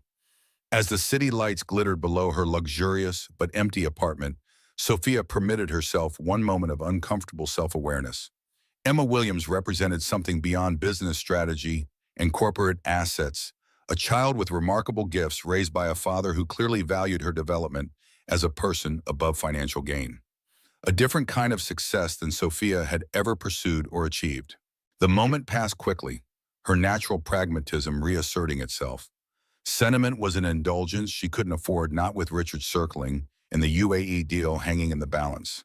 Tomorrow would require perfect strategy and flawless execution. Emotional considerations would only cloud her judgment. She turned from the window, the city lights reflecting briefly in her calculating eyes, before she returned to her laptop and the corporate battlefield where she fought her most important battles. By morning, she would be fully armed with information and ready to protect Market Vision's interests by whatever means necessary. The morning arrived too quickly, gray light filtering through the blinds as David jolted awake on the couch. His laptop still lay open beside him, the encrypted email about Sarah's algorithms glowing accusingly on the screen. For a moment, he struggled to separate nightmare from reality. Had he really discovered that Richard Keller was connected to the appropriation of his late wife's work? That Market Vision's core technology was built on Sarah's uncredited research? The ping of a new text message confirmed this wasn't a bad dream. Car arriving in 30 minutes. Decisions must be made today at SM. David closed his laptop and moved quickly to wake Emma. As he helped her dress and pack her school bag, he debated how much to explain about the complicated situation they were entering. Emma was perceptive beyond her years, but she was still a child. How much of this corporate intrigue should he burden her with? "Daddy, you look worried," Emma said as she braided her hair with practiced fingers. "Is it about the nice man with the beard and his granddaughter?" David smiled despite his concerns. "The sheikh, no. He was very kind. It's more complicated grown-up stuff. About work and about Mom's old research." Emma's fingers paused in her braiding. Her eyes, so like Sarah's, widened with interest. Mom's language algorithms, the ones she made to help people understand each other better. The simplicity of her understanding struck David. Through all the corporate maneuvering and potential intellectual property theft, Emma had distilled Sarah's work to its essence, helping people understand each other better. "Yes," he said carefully. "It turns out Mom's work might be more important to Ms. Morrison's company than anyone knew. And there are some questions about whether Mom got proper credit for her ideas." Emma considered this with serious concentration. "So it's like when Lily at school copied my Arabic project, but told the teacher it was her idea. David couldn't help but smile at the apt comparison. Something like that, but with much bigger consequences. "Mom should get credit," Emma stated with the clear moral certainty of childhood. "She worked really hard on her algorithms. She told me they were like building bridges between people who couldn't talk to each other." David knelt to her level, struck again by how much of Sarah lived on in their daughter, not just her linguistic gifts, but her fundamental decency and clarity of purpose. You're right, sweetheart, and I'm going to try to make sure that happens. But it might make things complicated with Ms. Morrison in the UAE project. I need you to trust me if things get confusing today. Emma nodded solemnly. I trust you, Daddy. She hesitated, then added, should I still help Layla with her English? I promised her I would. The question touched David's heart. Amid all the adult complexities, Emma's concern was for keeping her promise to a new friend. Whatever happens, he assured her you can keep that promise. Some things are more important than business deals. They finished their preparations just as the sleek company car pulled up outside their building. David made a quick decision, tucking Sarah's journal and a flash drive containing her original research papers into his bag. He didn't know exactly how events would unfold today, but having Sarah's original work might prove crucial. As they rode toward Market Vision's headquarters, Emma practiced Arabic vocabulary with the focused serenity that always amazed David. Her ability to compartmentalize and concentrate despite surrounding tension was another gift, one that would serve her well in the complicated day ahead. The Market Vision building gleamed in the morning light, its glass exterior reflecting clouds scudding across the spring sky. In the lobby, David was surprised to find Jack Morrison waiting for them, his dignified presence drawing respectful nods from security personnel. David, Emma, good morning, Jack greeted them warmly. I thought I might escort you upstairs myself. There have been some developments since last night. His meaningful glance told David he was aware of at least some of the revelations from the anonymous email. As they rode the executive elevator, Jack spoke in carefully measured tones. Sophia has been in the office since 5 a.m. reviewing historical acquisition documents. The security breach last night was more significant than initially reported, and Richard has called an emergency board meeting for noon today. David absorbed this information, reading between the lines. If Richard was calling a board meeting, he must believe he had leverage to use against Sophia, likely related to Sarah's algorithms. And what's your role in all this? Jack David asked quietly, conscious of Emma listening beside them. Jack's smile was sad but genuine. I'm the institutional memory of Morrison Enterprises. The one who remembers that business should serve people, not the other way around. He glanced down at Emma with grandfatherly warmth. And I'm someone who believes credit should go where it's earned. The elevator opened directly into the executive floor, where the atmosphere of tension was palpable. Sophia's assistant looked harried, phone pressed to her ear as she motioned them toward the crisis room. Inside, Sophia stood at the head of the conference table, surrounded by digital displays showing security logs and financial projections. Her navy Armani suit was impeccable as always, but the shadows under her eyes betrayed her sleepless night. David, finally, she said, barely glancing at Emma. We have multiple situations developing simultaneously. She nodded to an assistant who immediately approached Emma. Emma, would you mind going with Miss Chen? Layla is in the children's area we've set up, and she's been asking for you. Emma looked to her father for permission. David hesitated and uncomfortable with the separation, but recognizing that the coming conversation wasn't appropriate for a child. It's all right, Jack assured him. The children's area is just down the hall, fully visible through glass walls. And I've personally vetted Ms. Chen. David nodded his consent, and Emma followed the assistant out, turning once to give her father an encouraging smile. When the door closed behind them, Sophia's professional facade cracked slightly, revealing the strain beneath. Let's not waste time. You received an anonymous email last night about your wife's algorithms and Richard's involvement. So did I. David raised an eyebrow, surprised by her directness. Yes, you know who sent it? Sophia shook her head. Not yet, though I have it tracing the source. More important is whether the information is accurate. She fixed him with an intense gaze. Did your wife develop the neural translation approach that Market Vision now uses as its core technology? David met her gaze steadily. Yes. Sarah led the research team at Stanford that created the contextual neural translation framework. Richard Keller was her research partner before he left to found TechBridge. And the acquisition of her algorithms after her death, Sophia pressed. Were you aware of how they ended up at Market Vision? I was focused on Sarah's illness and then raising Emma alone. David explained. By the time I realized what had happened, the patents had changed hands multiple times. I was told challenging it would be prohibitively expensive. Jack moved closer to the table, his expression grave. I've spent the morning reviewing the acquisition history. What happened was technically legal, but ethically questionable. A shell company acquired the rights while Sarah was ill, then merged with another entity which was then purchased by Market Vision's predecessor.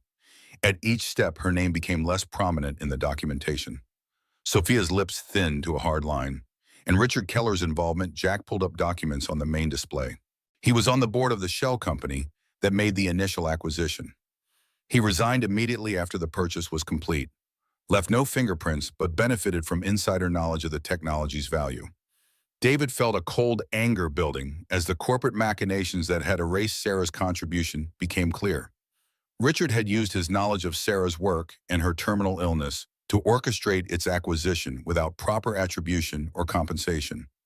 Sophia paced the length of the conference table, her analytical mind visibly processing implications. This explains Richard's escalating attacks on our network. The UAE deal would put Market Vision's translation technology, your wife's technology, at the center of a major international partnership. If questions about its origin surfaced, it would damage both companies, Jack finished. Market Vision for using technology without proper attribution, and TechBridge for Richard's role in the original appropriation. David watched this exchange with growing suspicion. Sophia's concerns seemed primarily focused on corporate implications rather than the fundamental injustice done to Sarah's legacy. "And where do you stand in all this, Sophia?" he asked directly. "You've known about this situation for less than 24 hours, but your concern seems to be protecting Market Vision rather than addressing the underlying wrong." Sophia stopped pacing, meeting his challenge with unexpected candor. "My first instinct was exactly that, protect the company at all costs." She glanced at her uncle, something like embarrassment crossing her features. "Jack reminded me that companies exist to serve people, not the other way around." Jack nodded encouragement, and Sophia continued with visible effort. "Your wife's work deserves recognition. As her heir, Emma deserves appropriate compensation. And she hesitated, the words seeming to physically pain her.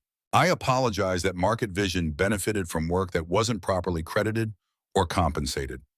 The apology, however difficult for Sophia to deliver, seemed genuine. David felt some of his suspicion ease, though caution remained. "What do you propose?" Sophia gestured to a legal document on the table. "Full recognition of Sarah Williams as the primary developer of our core translation algorithm. Retroactive royalties for all commercial applications since acquisition. And a trust established for Emma as Sarah's heir with significant equity in the company itself." The offer was more generous than David had anticipated, suggesting Sophia recognized both the moral imperative and the potential legal vulnerability of Market Vision's position. Before he could respond, Jack added his own perspective. "I've reviewed the terms. They're fair, even generous. But there's a more immediate concern, Richard's board meeting at noon. My sources indicate he plans to reveal Sarah's uncredited contribution as a way to derail the UAE deal and force a merger between TechBridge and Market Vision with him in control." Sophia's expression hardened. He'll present himself as the whistleblower, exposing corporate malfeasance, conveniently omitting his own role in the original appropriation. "And if he succeeds," David asked. "Market Vision would be effectively destroyed," Sophia stated flatly. "The stock would collapse once the story broke. Richard would acquire us at pennies on the dollar, consolidate the technology under TechBridge, and the UAE deal would be redirected to his company. In Sarah's legacy," David pressed. Jack's expression was grim. "Lost again in corporate restructuring. Richard would ensure the story became about Market Vision's misconduct, not his own role or Sarah's original contribution." The stakes suddenly extended far beyond David and Emma's personal interests. If Richard succeeded, Sarah's work would be buried again, this time perhaps permanently. The injustice of it, Richard profiting twice from appropriating Sarah's research, fueled David's resolve.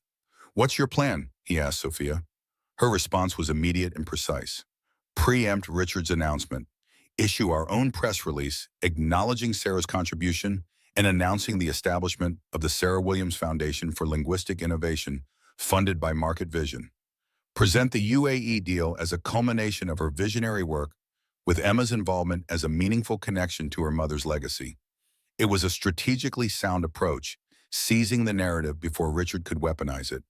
But David remained concerned about Emma's role. "You still want Emma involved with the UAE negotiations?" Sophia nodded. More than ever. The sheikh was genuinely impressed with her abilities, and the connection to Sarah's work adds meaningful context. But she added with uncharacteristic sensitivity, only if you and Emma are comfortable with it. David considered the complex situation. Sophia's offer would secure recognition for Sarah's work and financial security for Emma's future. The UAE partnership could potentially extend Sarah's vision for bridging cultures through language. And Richard, the man who had helped erase Sarah's contribution, would be prevented from further exploiting her work. But involving Emma meant placing her in Richard's crosshairs. The breach attempt targeting David's personnel files suggested Richard was already exploring ways to use them in his corporate war. I need to see the full legal document, David said finally. And I want Emma's involvement clearly defined and educational and cultural, not corporate. She's a child, not a business asset. Sophia nodded agreement, sliding the document toward him. Jack placed a supportive hand on David's shoulder. I'll be Emma's advocate on the board, he promised, making sure her interests are protected regardless of corporate considerations. As David began reviewing the detailed legal document, the door opened and Sophia's assistant entered with visible anxiety. Ms. Morrison, Richard Keller is in the lobby demanding to see you. He's threatening to go directly to the Sheikh's hotel if you refuse. Sophia's expression darkened. He's moving faster than anticipated. The board meeting must have been a diversion. She made a rapid decision. Send him to my office. I'll meet him there. David continued reviewing the agreement. Jack, stay with David and Emma. This conversation needs to happen without an audience. As Sophia left to confront Richard, David turned to Jack with growing concern. Richard is accelerating his timeline. Why, what's changed? Jack's expression was troubled. The Dubai trip, perhaps. If Emma travels there with you for the final negotiations, Sarah's algorithms will be at the center of a major international partnership with her daughter as a living connection to her legacy. Richard would find it much harder to bury Sarah's contribution with Emma actively involved.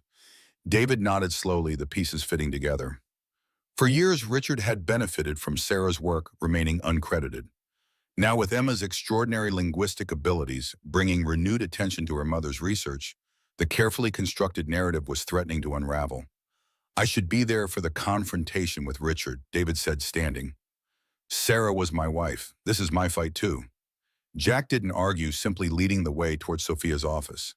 As they approached, they could hear raised voices through the glass walls, Sophia's controlled contralto contrasting with Richard's more aggressive baritone. This is corporate suicide, Sophia Richard was saying as they entered. Going public with this history will tank your stock and destroy stakeholder confidence. The sensible approach is a managed merger where both companies survive. Sophia noticed David and Jack's arrival, but gave no indication, keeping Richard's attention focused on her. A merger where TechBridge conveniently gains control of technology you helped appropriate from its original creator? I think not. Richard turned, his expression darkening as he registered David's presence. His silver hair was perfectly styled as always, his Tom Ford suit immaculate, but a vein pulsed visibly at his temple, the only outward sign of stress.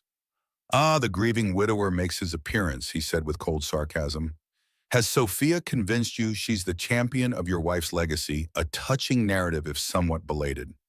David met his gaze steadily. You knew Sarah, worked with her, watched her develop the algorithms that made both your companies successful. Then you helped ensure her contribution was erased from the record. Richard's laugh held no humor. Business is business, David. Sarah was a brilliant academic with no interest in commercialization. I saw the potential, she didn't. That's not theft, it's vision.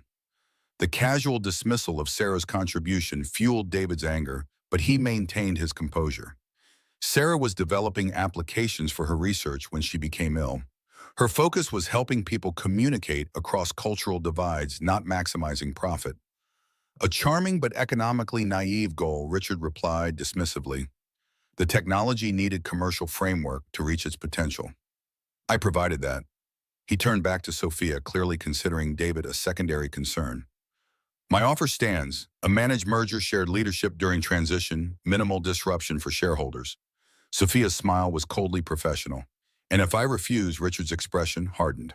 Then I present evidence to the board that Market Vision's core technology was acquired through ethically questionable means, with critical information about its origins concealed from shareholders. The stock collapses. The UAE deal disintegrates, and I acquire the remains at market value. And your own role in that acquisition, Jack interjected. The shell company you directed that made the initial purchase, your resignation immediately afterward, those facts become public too. Richard's confidence didn't waver. Business journalists will focus on Market Vision's current misconduct, not decade-old transactions by defunct entities. The public has a limited attention span for corporate malfeasance. He was right, David realized. In the court of public opinion, Sophia and Market Vision would be cast as the villains, while Richard's more subtle manipulation would be lost in the complexities of corporate acquisitions. Sophia seemed to reach the same conclusion, her expression calculating as she reassessed her position. Before she could respond, the office door opened again, and Emma entered, followed by a flustered assistant. "I'm sorry, Ms. Morrison," the woman apologized. Emma was very insistent about joining her father. Richard's attention snapped to the small figure in the doorway, his expression shifting subtly as he registered Emma's presence. Emma, meanwhile, studied him with solemn intensity, her eyes so like Sarah's moving between the adults with quiet assessment. "You must be Emma," Richard said, his tone shifting to avuncular warmth. "I knew your mother many years ago. She was a brilliant woman." Emma didn't smile, continuing to study him with unnerving focus. She didn't like people taking credit for her work, she said simply. She said, "Ideas should make bridges, not walls." The directness of the statement, delivered in a child's clear voice, created a moment of uncomfortable silence. Richard recovered quickly, his smile not reaching his eyes. "Your mother was an idealist. Sometimes practical considerations require compromises." Emma shook her head with the certainty of childhood. "Not with the truth. Mom said that's never a good compromise." David moved to Emma's side, placing a protective hand on her shoulder. The confrontation had taken an unexpected turn with her arrival, and he wasn't sure whether to remove her from this tense adult situation or let her presence serve as a living reminder of what was truly at stake. Richard made the decision for him, checking his watch with exaggerated concern. "As enlightening as this family reunion has been, I have a board to address." He turned to Sophia, his expression hardening. "You have 2 hours to accept my merger proposal before I present my findings to the board and contact the financial press." As he moved to leave, Emma spoke again, her voice quiet but clear. "You're the bad code." Richard paused, genuinely puzzled. "Excuse me, Mom talked about bad code in her algorithms." Emma explained, her young face serious. "Things that looked right but made the whole system wrong. She was fixing the bad code when she got sick." Richard's expression flickered with something like unease before he mastered it. "Children and their fancies," he said dismissively, touching but irrelevant to the business at hand. After he departed, the room remained silent for a moment, the adults processing Emma's unexpected intervention. Sophia broke the silence, kneeling to Emma's level with uncharacteristic gentleness. "Emma, what did you mean about bad code? Did your mother tell you about specific problems with her algorithms?" Emma nodded solemnly. "She kept a special notebook. She said there was a back door that bad people might use, so she was fixing it. The book had all her notes about the problems and the fixes." David stared at his daughter in astonishment. Sarah had indeed kept detailed notebooks about her research, but he had assumed they were standard academic documentation. The possibility that she had identified vulnerabilities in her own algorithms, vulnerabilities that might still exist in Market Vision's core technology, was a revelation. "Do you know where this notebook is now?" Jack asked gently. Emma nodded. "In the special box with Mom's important things. Daddy keeps it in the closet on the high shelf." She looked up at her father. "Can I show them, Daddy? It might help Mom get credit for her work." The simplicity of her understanding that this complex corporate confrontation was fundamentally about ensuring her mother received proper recognition touched everyone in the room. "Yes, sweetheart," David agreed. "We'll get the notebook. It might be very important." Sophia was already back in strategic mode, her mind visibly processing this new information. If Sarah documented vulnerabilities in the original algorithms, and those vulnerabilities still exist in our systems, Market Vision could be exposed to significant security risks, Jack finished. And if Richard knows about these vulnerabilities, he could exploit them, David concluded grimly, especially if he helped implement the original algorithms without Sarah's planned fixes. The implications were staggering. Beyond the issue of credit and compensation, there might be fundamental security flaws in the technology. Both companies had built upon flaws that Richard potentially knew about and could weaponize. Sophia made a rapid decision. David, take Emma home and find that notebook. Jack, contact the Sheikh and request a delay in tomorrow's meeting. I need to brief our security team on potential vulnerabilities. As they prepared to leave, Sophia added with surprising humility, and David, thank you for your willingness to work with us despite everything. Sarah's contribution deserves recognition, and Emma deserves to know her mother's work mattered. The acknowledgement seemed to cost Sophia considerable effort, emotional expression clearly uncomfortable territory for her. David nodded acceptance, recognizing the significance of this shift in her typically transactional approach. The ride to Queens passed in tense silence, David's mind racing with implications, while Emma gazed out the window seemingly lost in thoughts beyond her years. As they climbed the 4 flights to their apartment, Emma took her father's hand. Richard is a bad man, isn't he? She asked simply. He stole Mom's work, and now he's trying to hurt Ms. Morrison. David considered how to respond to this accurate but simplified assessment. Richard made choices that weren't honest or fair, he said carefully, and now he's trying to protect himself instead of fixing his mistakes. Emma nodded as if this confirmed something she had already concluded. The notebook will help, she said with certainty. Mom was really smart about fixing problems. Inside the apartment, David retrieved the box of Sarah's personal effects from the high closet shelf, items too painful to display, but too precious to discard. Together they sat on the living room floor as he opened it, the familiar scent of Sarah's perfume still faintly present after all these years. Among photographs, letters, and personal mementos lay a worn leather notebook with algorithm vulnerability analysis written on the cover in Sarah's precise handwriting.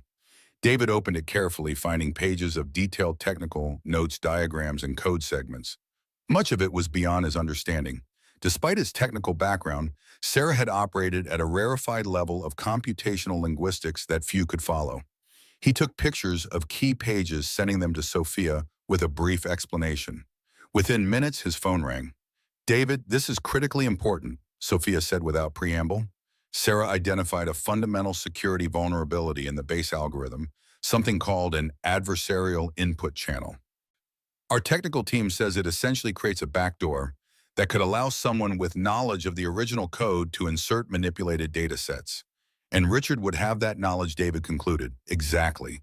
We're implementing emergency security protocols now, but we need the complete notebook for full remediation.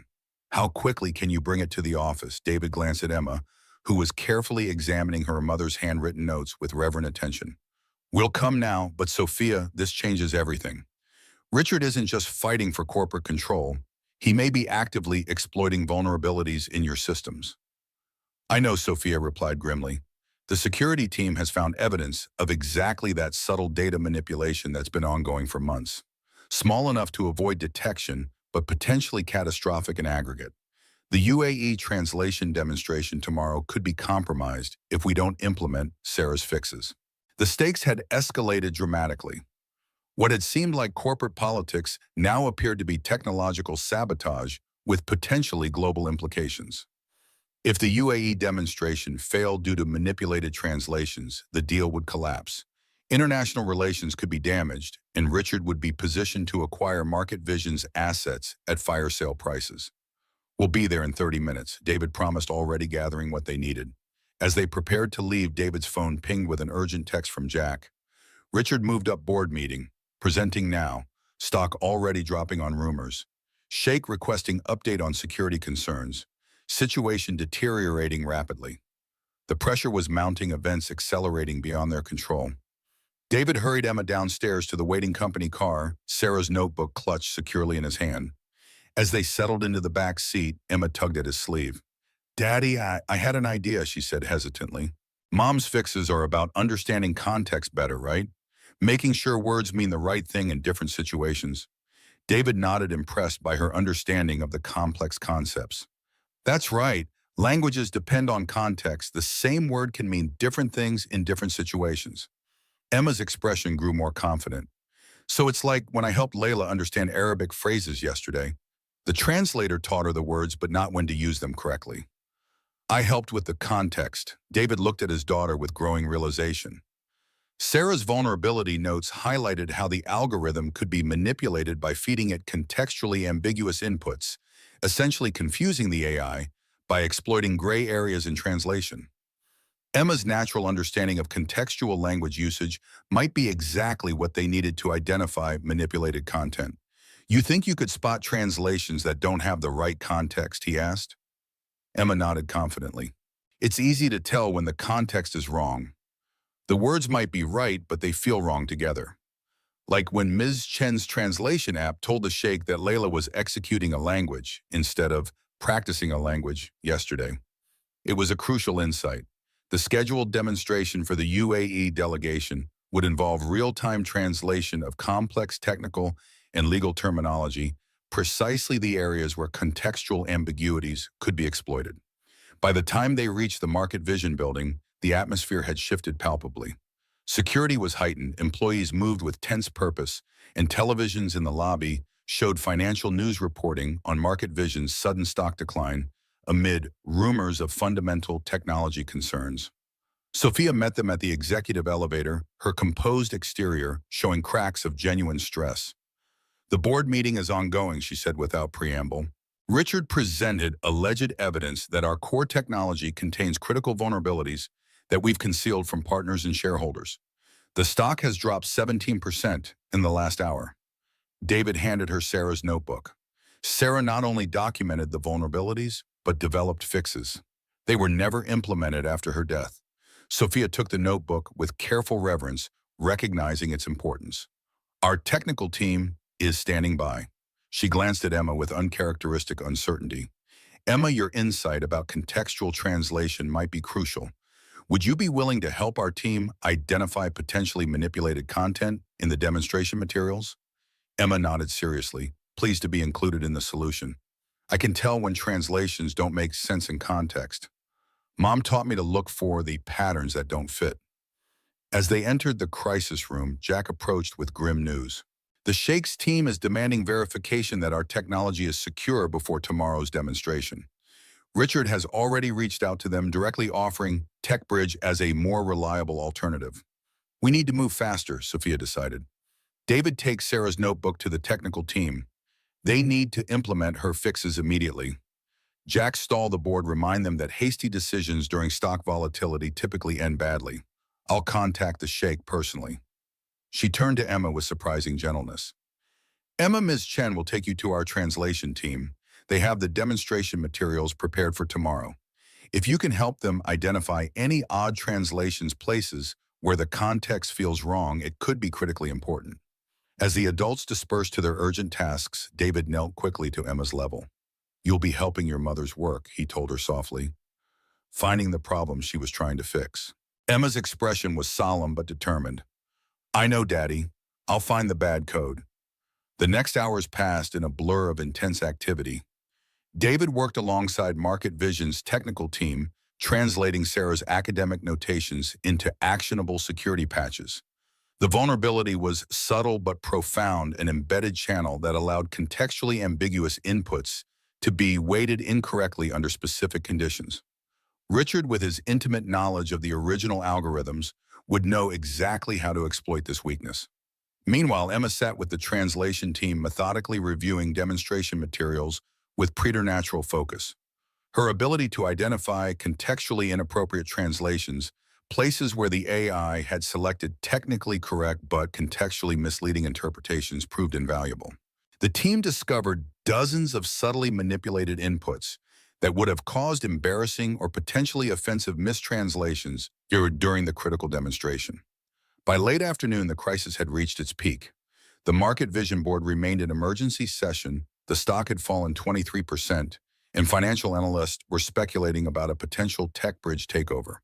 The Sheikh's team had postponed their decision about continuing the partnership, awaiting proof that the translation technology was reliable. David, Sophia, Jack, and Emma gathered in Sophia's office to assess their progress. The technical team had implemented most of Sarah's security patches, but complete verification would take hours they didn't have. The translation team had identified and corrected the manipulated content in the demonstration materials, but the damage to market confidence was already severe. "We're running out of time," Sophia acknowledged, her usual corporate polish giving way to genuine concern. The board is wavering. Several members are arguing that Richard's merger offer provides the only viable path forward, given the security concerns and market reaction. Jack's expression was grim. And the Sheikh's team is skeptical. They're considering Richard's alternative proposal, viewing it as the safer option given today's revelations. The situation seemed increasingly hopeless. Even with Sarah's fixes being implemented and the manipulated content identified, the narrative had shifted decisively in Richard's favor. Market confidence once lost was difficult to restore, and the UAE partners understandably prioritized reliability over all other considerations. Emma, who had been quietly listening to the adults' discussion, suddenly spoke up. "We need to show them, not just tell them." The adults turned to her with varying degrees of surprise and curiosity. "Show them what sweetheart David asked." Emma's expression was earnest, her young face serious beyond her years. That mom's way works better. That finding the right context matters more than just the right words. She turned to Sophia with unexpected confidence. "You said the Sheikh likes me because I understand the culture, not just the language. We need to show him how mom's algorithms do the same thing. Understand the whole meaning, not just the words." Sophia studied Emma with growing respect. "What are you suggesting?" Emma's response came with the clarity of childhood logic. A real test, not just prepared examples. Something no one could fake or prepare for. Let the Sheikh choose anything he wants translated and show how mom's fixed algorithms get it right when Richard's version would get it wrong. It was brilliantly simple. A live unscripted demonstration would be difficult for Richard to manipulate in advance and would showcase the effectiveness of Sarah's security patches and contextual improvements. A public demonstration, Jack mused, warming to the idea. Invite financial analysts, board members, and the Sheikh's team. Richard would have to attend or appear to be avoiding direct comparison. Sophia's expression shifted from doubt to calculated assessment. "It's high risk. If anything goes wrong, we're finished. But if it works, if we can demonstrably prove our technology's superiority and security, the stock would stabilize." David continued seeing the potential. The board would reject Richard's merger proposal, and the Sheikh would proceed with the partnership. And Mom would get credit for saving everything Emma added, simply bringing the conversation back to what mattered most to her.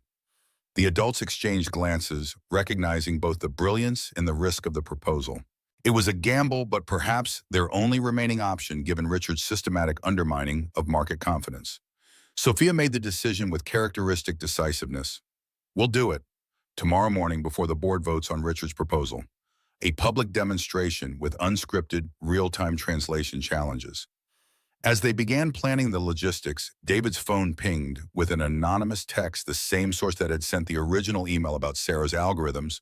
"Richard accessing market vision systems remotely. Multiple breach attempts. Using executive credentials. Urgent." David showed the message to Sophia, whose expression darkened. "He's making a final push to compromise our systems before tomorrow." She turned to her computer, rapidly typing commands to access security logs. The traces are sophisticated but clear once you know what to look for. He's using access credentials that should have been deactivated years ago. The revelation added new urgency to their plans. Richard wasn't just waiting for market forces to deliver market vision into his hands. He was actively attempting to sabotage their systems to ensure the demonstration would fail. "We need to complete Sarah's security implementation tonight," David insisted, "and add additional firewall protections specifically targeting Richard's known access points." As the technical details were being addressed, Jack raised a more personal concern. "Richard won't stop at technical sabotage. He's fought too hard and too long to maintain control of this narrative. We should expect more direct intervention." "What do you mean?" David asked protectively, drawing Emma closer. Jack's expression was grave. "Richard built his career on Sarah's uncredited work. If tomorrow's demonstration succeeds, that fact becomes public knowledge. His reputation, his company's value, his legacy be irreparably damaged. He'll try to stop the demonstration," Sophia concluded, "by any means necessary." The implication hung heavily in the air.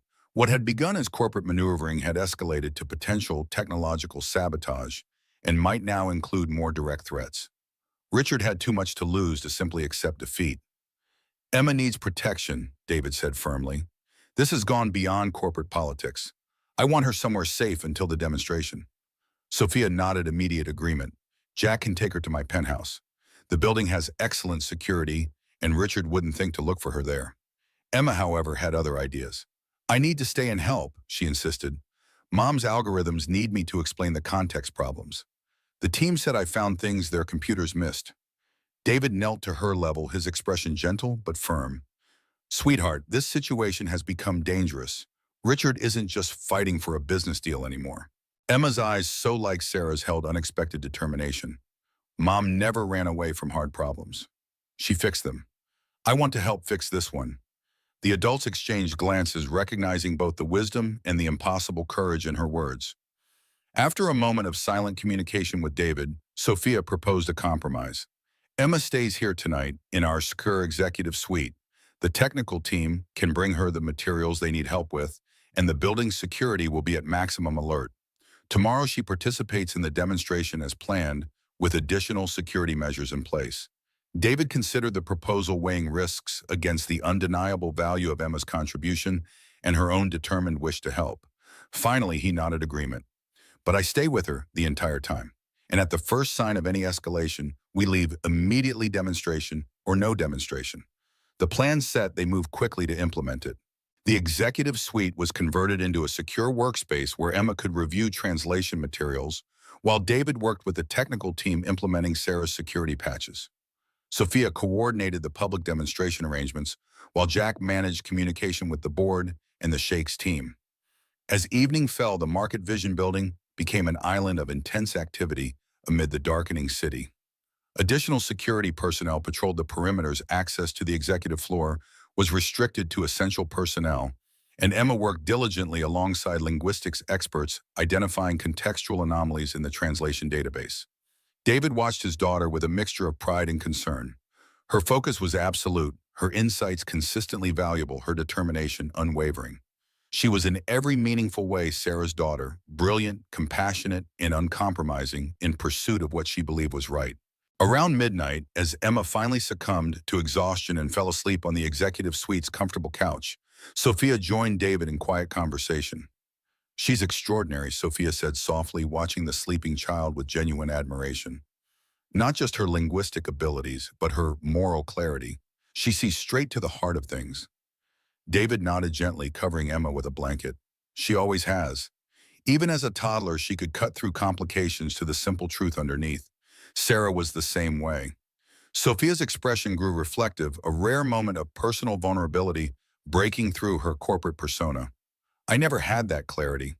Numbers, strategies, market projections, those make sense to me. People's motivations, emotional contexts, those have always been foreign languages I couldn't quite master.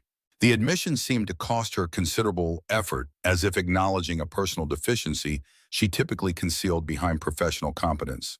Sarah believed understanding context was the key to true communication, David said quietly. Not just in languages, but in human relationships. Her algorithms were an attempt to build that contextual understanding into artificial systems. Sophia glanced at Sarah's notebook, which lay open on a nearby desk. All these years, we've been using a version of her work that lacked the crucial improvements she was developing. Improvements that might have prevented Richard from exploiting vulnerabilities. The regret in her voice seemed genuine, a rare moment of personal responsibility rather than corporate calculation.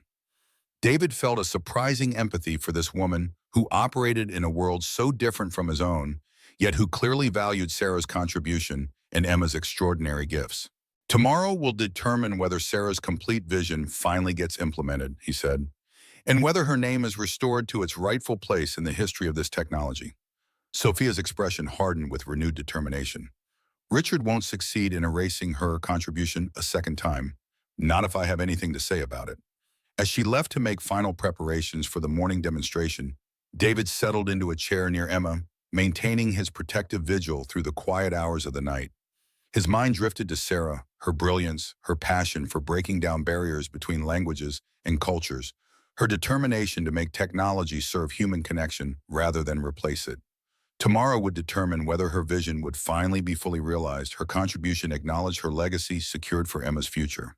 And it would determine whether Richard Keller would face consequences for his role in appropriating her work, or would succeed in his years-long effort to claim credit for innovations that were never truly his.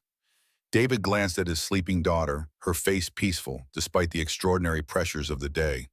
In her, Sarah's most important work lived on not just linguistic brilliance, but the fundamental desire to help people understand each other better.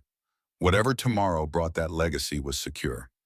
Morning arrived with a sense of momentous anticipation. The Market Vision building buzzed with carefully controlled activity as final preparations were made for the public demonstration. Financial news channels reported on the upcoming event, speculating about its implications for the company's falling stock price and the rumored security vulnerabilities in its core technology. Emma awoke refreshed and immediately ready to continue her work reviewing the final demonstration materials with the linguistics team, while David coordinated with security. Sophia, immaculate in a power suit that projected confidence, she might not entirely feel, managed last-minute logistics and fielded calls from concerned board members. By 9 a.m., the large demonstration hall on the building's ground floor had been transformed into a showcase venue. A central stage featured translation technology displays with seating arranged for board members, financial analysts, media representatives, and the UAE delegation. Security was visible but unobtrusive, with personnel strategically positioned throughout the space. As the audience began to arrive, Jack approached David and Emma in the preparation room behind the stage. "The Sheikh and his team are here," he reported, including Layla, who specifically asked for Emma. Emma brightened at the mention of her new friend. "Can I see her before we start?" David hesitated, security concerns warring with his desire to support Emma's friendship. Sophia, overhearing the exchange, made a characteristic executive decision. "I'll escort Emma to greet the Sheikh and Layla. It's a diplomatic courtesy that will help set a positive tone for the demonstration." As Sophia led Emma to meet the UAE delegation, Jack drew David aside with grave news. Richard arrived with his technical team and 3 board members who support his merger proposal. "And he's brought this." He handed David a legal document with the TechBridge letterhead. "It's a cease and desist order claiming intellectual property infringement," Jack explained. He's asserting that Sarah's security patches are actually based on proprietary TechBridge technology developed after her death. David scanned the document with mounting anger. "It's a desperate delaying tactic. Sarah documented these fixes before she became ill. Her notebook is dated and witnessed." Jack nodded grimly. "We know that, but the legal challenge creates doubt at a critical moment. Several board members are already suggesting postponing the demonstration until the intellectual property issues are clarified." It was a clever maneuver, using legal threats to prevent the very demonstration that would expose Richard's exploitation of Sarah's work. Before David could respond, Sophia returned with Emma, her expression controlled, but tension evident in her posture. "Richard has spoken with the Sheikh," she reported quietly, "suggested that today's demonstration is based on stolen TechBridge intellectual property. The Sheikh is concerned about proceeding given the legal uncertainties." Emma, sensing the adult's distress, spoke up with characteristic directness.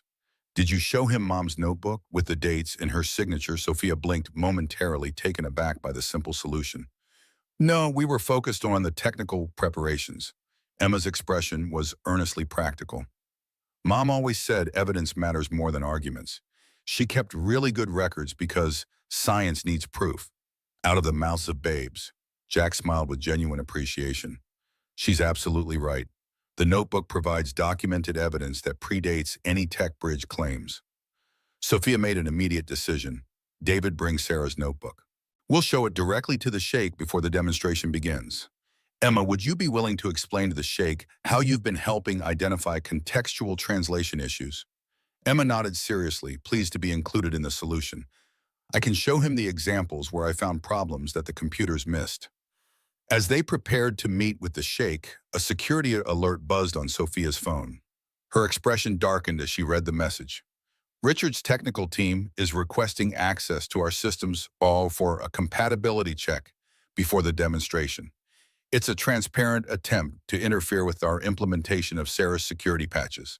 She typed a rapid response denying the request in unequivocal terms. Then, with the calm authority that characterized her professional persona, she led their small group toward the private room where the Sheikh awaited. Richard Keller stood outside the door. His silver hair perfectly styled, his expression confident, despite the desperate legal maneuvers he had deployed. He blocked their path with practice bonhomie that didn't reach his eyes. Sophia, surely we can resolve this without public drama, he said smoothly. The intellectual property issues are complex, but a joint demonstration highlighting the complementary strengths of our companies would satisfy all parties. It was a last-ditch effort to prevent the demonstration from proceeding as planned, an attempt to muddy the waters by presenting TechBridge and Market Vision as partners rather than competitors with fundamentally different approaches to Sarah's technology. Sophia's smile was glacial. I think not, Richard. The Sheikh deserves to see the authentic implementation of Sarah Williams's complete vision, including the security patches you prevented from being implemented after her death. Richard's confident facade cracked slightly, revealing the desperation beneath. You're making a grave mistake. The technical risks alone are fully mitigated by Sarah's original security protocols, David interrupted, holding up her notebook as evidence. Protocols you deliberately omitted when commercializing her work. Richard's gaze fixed on the notebook with barely concealed alarm. That document hasn't been authenticated. It could be fabricated, backdated. Emma stepped forward, her small presence somehow commanding despite her youth.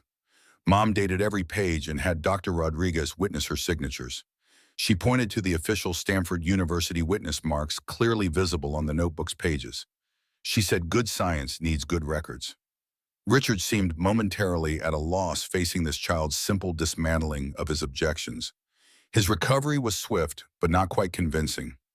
Children's understanding of complex intellectual property issues is naturally limited. This matter requires adult resolution.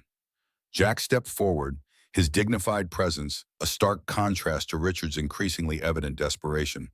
The adults are resolving it, Richard, by implementing Sarah's complete vision as she documented it, giving her proper credit for her contribution and demonstrating the superior performance of her approach.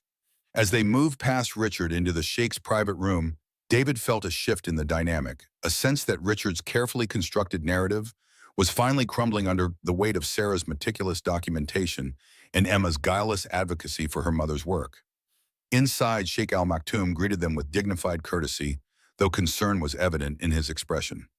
Layla immediately ran to Emma, the two girls exchanging excited greetings in a mixture of English and Arabic that brought a smile to the Sheikh's face despite the tense circumstances. Sheikh Al Maktoum, Sophia began formally, I understand, Mr. Keller has raised concerns about intellectual property rights related to today's demonstration. I wanted to address those concerns directly before we proceed. She gestured to David, who stepped forward with Sarah's notebook. Your Excellency, this is my late wife Sarah's research journal. It documents the security protocols and contextual improvements that will be demonstrated today. As you can see, her work predates any TechBridge claims by several years. The Sheikh examined the notebook with careful attention, noting the dates, signatures, and official Stanford University witness marks. His expression grew thoughtful as he turned the pages, studying Sarah's detailed notes and diagrams. Your wife was a brilliant woman, Mr. Williams, he said finally. I remember her presentation in Geneva with great clarity. Her vision for language as a bridge between cultures rather than merely a tool for transactional communication was most impressive. He turned to Sophia with new resolve. I believe we should proceed with the demonstration as planned. The documentation appears quite clear regarding the origin of the technology. Relief washed through the group at this decisive support. As they prepared to return to the demonstration hall, Emma tugged at the Sheikh's sleeve with the natural directness children can employ, even with world leaders.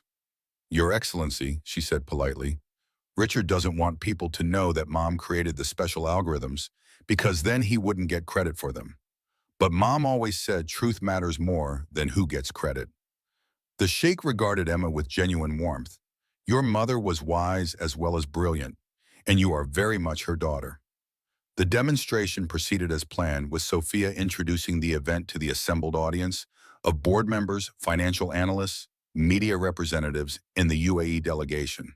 Richard sat in the front row, his expression carefully neutral, though tension was evident in his rigid posture. Today we're demonstrating not just Market Vision's translation technology, but specifically the complete implementation of Dr. Sarah Williams's original algorithms, including security protocols and contextual improvements that were developed before her untimely death, but never fully implemented until now. Sophia announced, her voice clear and confident. On the large screens behind her, Sarah's photograph appeared alongside images of her original research papers and notebook pages. In a strategic decision that had been finalized only that morning, Sophia continued with a public acknowledgement that shifted the narrative definitively. Market Vision acknowledges that Dr. Williams's contribution was not properly credited in our earlier implementations of this technology. Today, we correct that oversight by renaming our core translation engine the Williams Contextual Neural Framework in her honor and establishing the Sarah Williams Foundation for Linguistic Innovation with an initial endowment of $50 million. A murmur ran through the audience at this unprecedented public admission and generous response. Financial analysts were already typing rapidly on their devices, assessing the market implications of this dramatic narrative shift. Sophia continued smoothly moving to the technical demonstration. To illustrate the unique capabilities of the Williams framework, particularly its contextual understanding across cultural divides, we invite the Sheikh to provide any text in Arabic for real-time translation without prior preparation or filtering. It was a bold move, an unscripted real-time test that would clearly demonstrate whether Sarah's security patches and contextual improvements had been successfully implemented. Richard shifted uncomfortably in his seat, clearly aware of the high stakes of this public challenge. The Sheikh rose to the occasion, providing a complex passage from classical Arabic poetry that contained numerous cultural references and contextual subtleties. The kind of text that typically confounded automated translation systems, which might produce technically correct but contextually inappropriate interpretations. As the text appeared on the main screen, the Williams framework processed it in real time, producing an English translation that captured not just the literal meaning, but the cultural nuances, poetic structure, and emotional resonance of the original. The result was displayed alongside translations from competitive systems, including TechBridges, which had produced technically accurate but contextually tone-deaf interpretations. The contrast was striking and immediately apparent even to non-experts in the audience. Where competitor systems produced awkward, literal translations that missed cultural references and poetic intent, the Williams framework created fluid, contextually appropriate English that preserved the original's meaning and emotional impact. The Sheikh nodded with evident approval, and financial analysts in the audience were again typing rapidly, the implications for Market Vision's market position immediately apparent. For the final demonstration, Sophia invited Emma to the stage. To illustrate the human element that inspired Dr. Williams's approach to contextual translation, her daughter Emma will work alongside our system to demonstrate how understanding cultural context creates meaningful communication. Emma stepped forward with surprising poise for an 8-year-old in such a high-pressure situation. She and Layla, who joined her on stage at the Sheikh's encouragement, engaged in a natural conversation that alternated between Arabic and English, with the Williams framework providing real-time translations on the screens behind them. The audience watched in fascination as the system captured not just the girls' words, but the cultural references, jokes, and emotional nuances that flowed naturally in their bilingual exchange. When Emma intentionally used a culturally specific Arabic idiom, the system correctly interpreted its contextual meaning rather than producing a literal translation that would have made no sense in English.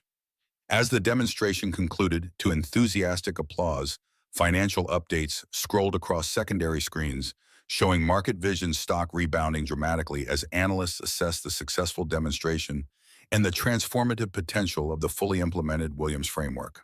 Richard Keller sat motionless in the front row, his expression frozen in a mask of professional composure that barely concealed his recognition of defeat.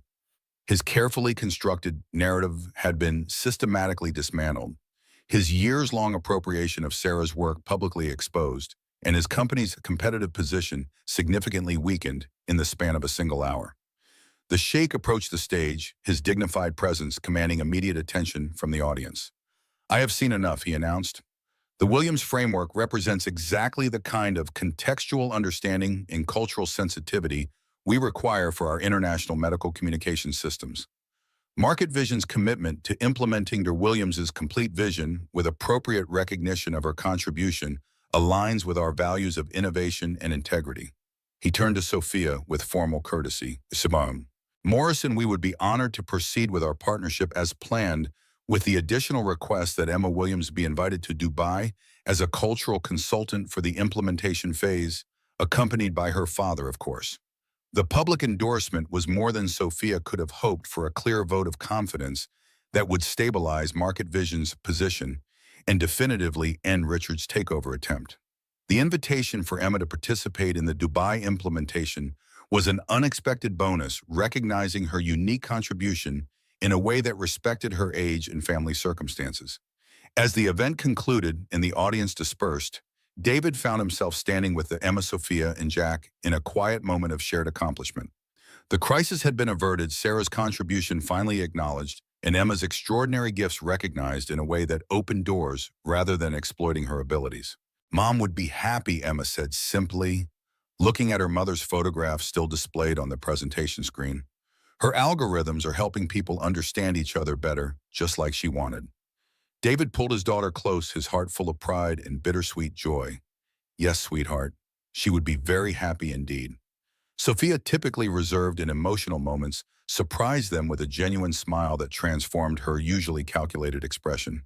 The Sarah Williams Foundation will ensure her vision continues to expand, and Emma will always have a connection to her mother's legacy. Jack's contribution was more practical, but equally meaningful. The foundation will also review all applications of Sarah's algorithms to ensure proper attribution and appropriate compensation for her estate, meaning Emma's future education and opportunities will be secure. As they prepared to leave the demonstration hall, Richard Keller approached their small group. His corporate mask had slipped, revealing a complex mixture of defeat, resentment, and something that might almost be respect. "Impressive recovery, Sophia," he acknowledged grudgingly. "The Williams Foundation is a particularly elegant solution." He glanced at David and Emma, his expression unreadable. Sarah was always brilliant at finding the contextual connections others missed. Apparently that quality is hereditary. Without waiting for a response, he turned and left his tall figure moving purposefully through the dispersing crowd. Whether his acknowledgement represented genuine recognition of defeat or merely a strategic retreat remained unclear, but his immediate threat to Market Vision and Sarah's legacy had been definitively neutralized. Sophia watched him go with the calculated assessment of a chess player who had successfully anticipated her opponent's moves. "He'll regroup and try another approach eventually," she predicted, "but not against us and not involving Sarah's work." That chapter is closed. David wasn't so certain Richard had invested years in appropriating and profiting from Sarah's research. But for now, at least, the immediate battle had been won. Sarah's complete vision would be implemented, her contribution acknowledged, and Emma's connection to her mother's legacy secured. As they left the building together, an unlikely alliance of corporate power, technical expertise, and childlike wisdom, Emma looked up at the adults with the simple clarity that characterized her understanding of complex situations. "Mom's algorithms are like bridges," she said thoughtfully. "They help people understand each other better. But today they also help people understand Mom better. And that's important too." Out of the mouths of babes came the perfect summary of what they had accomplished. Not just the technical implementation of Sarah's complete vision or the corporate victory over Richard's takeover attempt, but the human recognition of her contribution, the acknowledgement that behind the algorithms and technical specifications was a brilliant woman whose work deserved to be remembered and honored. As they stepped into the bright spring sunshine, David felt Sarah's presence more strongly than he had in years, not as a painful absence, but as a living legacy embodied in their remarkable daughter and in the work that would now finally carry her name. 3 months passed with the speed that time acquires when filled with purpose and positive change. The morning sun streamed through tall windows of a luxury hotel suite in Dubai, illuminating Emma as she sat cross-legged on a plush carpet surrounded by books, electronic tablets, and translation worksheets. Beside her, Layla mimicked her posture. The two girls deepened conversation that flowed effortlessly between Arabic and English. David watched from the doorway, still sometimes struck by how dramatically their lives had transformed since that fateful day when Emma had first spoken Arabic in the Market Vision boardroom. The Dubai implementation phase of the UAE partnership was nearing completion, with the Williams Contextual Neural Framework exceeding performance expectations across all metrics. What had begun as a desperate corporate maneuver by Sophia had evolved into a genuine tribute to Sarah's vision technology that truly bridged cultural and linguistic divides. The sheikh entered the suite, his dignified presence softened by the grandfatherly smile he reserved for the two girls who had become inseparable over the past months. Emma is a remarkable teacher, he observed to David. Layla's English has improved more in these months than in years with professional tutors. David nodded, pride warming his voice. She has her mother's gift for making complex things understandable. Sarah always said the best teachers build bridges from what people already know to what they're trying to learn. The sheikh's expression grew thoughtful. This is the essence of the Williams framework, as well building contextual bridges between languages rather than merely substituting words. Your wife's vision was truly revolutionary. David felt the familiar bittersweet ache that accompanied discussions of Sarah's work, pride in her brilliance, mingled with grief that she hadn't lived to see her vision fully realized. The sheikh, with the perceptiveness that characterized his leadership, noticed the momentary shadow crossing David's face. We honor the departed best by continuing their most important work, he said gently. In Emma and in the technology that now bears Sarah's name, her legacy continues to grow. Before David could respond, his phone buzzed with a message from Sophia. Board meeting concluded. Final partnership documents approved unanimously. Foundation charter ratified. Arriving Dubai tonight with Jack for signing ceremony tomorrow. The message represented the culmination of months of intensive work, not just the technical implementation of Sarah's complete vision, but the corporate, legal, and financial restructuring necessary to properly acknowledge her contribution and secure Emma's future. The Sarah Williams Foundation had been established with an initial endowment of $50 million dedicated to advancing contextual language technology for humanitarian applications and educational access. Richard Keller had faded from the immediate picture, his attempted hostile takeover decisively defeated, and his company's competitive position significantly weakened by the public revelation of his role in appropriating Sarah's work. Financial analysts were still dissecting the implications of TechBridge's precipitous stock decline and the class action lawsuit filed by shareholders alleging that Richard had concealed material information about the origins of the company's core technology. The sheikh's voice interrupted David's thoughts. The signing ceremony tomorrow represents more than a business partnership, he said. It is a testament to the power of truth to eventually emerge, even when powerful interests attempt to suppress it. David couldn't help but smile at the sheikh's characteristic blend of philosophical wisdom and practical assessment. In the months of working closely with him on the implementation phase, he had come to respect not just the man's business acumen, but his genuine commitment to using technology for social benefit rather than mere profit. Emma and Layla are planning a special presentation for the ceremony. The sheikh continued, his eyes twinkling with grandfatherly pride. They have been working on it secretly for weeks, something about demonstrating language bridges in action. David raised an eyebrow in amused surprise. Emma had mentioned a special project with Layla, but had been uncharacteristically secretive about the details. Whatever she was planning, her enthusiastic commitment suggested it would be both heartfelt and thoughtful qualities that seemed to characterize everything his remarkable daughter undertook. As evening approached, David helped Emma prepare for dinner with the sheikh's family, a regular occurrence during their extended stay in Dubai.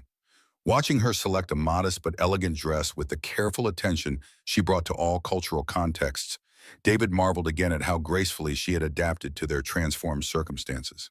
The past months had brought material changes, certainly the educational trust established in her name, the comfortable accommodations in Dubai, the freedom from financial anxiety that had shadowed their lives since Sarah's death. But more significant was the emotional healing that had accompanied the proper recognition of Sarah's work. Emma spoke of her mother with a new confidence, pride replacing the whispered reverence that had characterized her earlier references. Sarah was no longer just a personal memory, but a publicly acknowledged innovator whose work was changing how people communicated across cultural divides.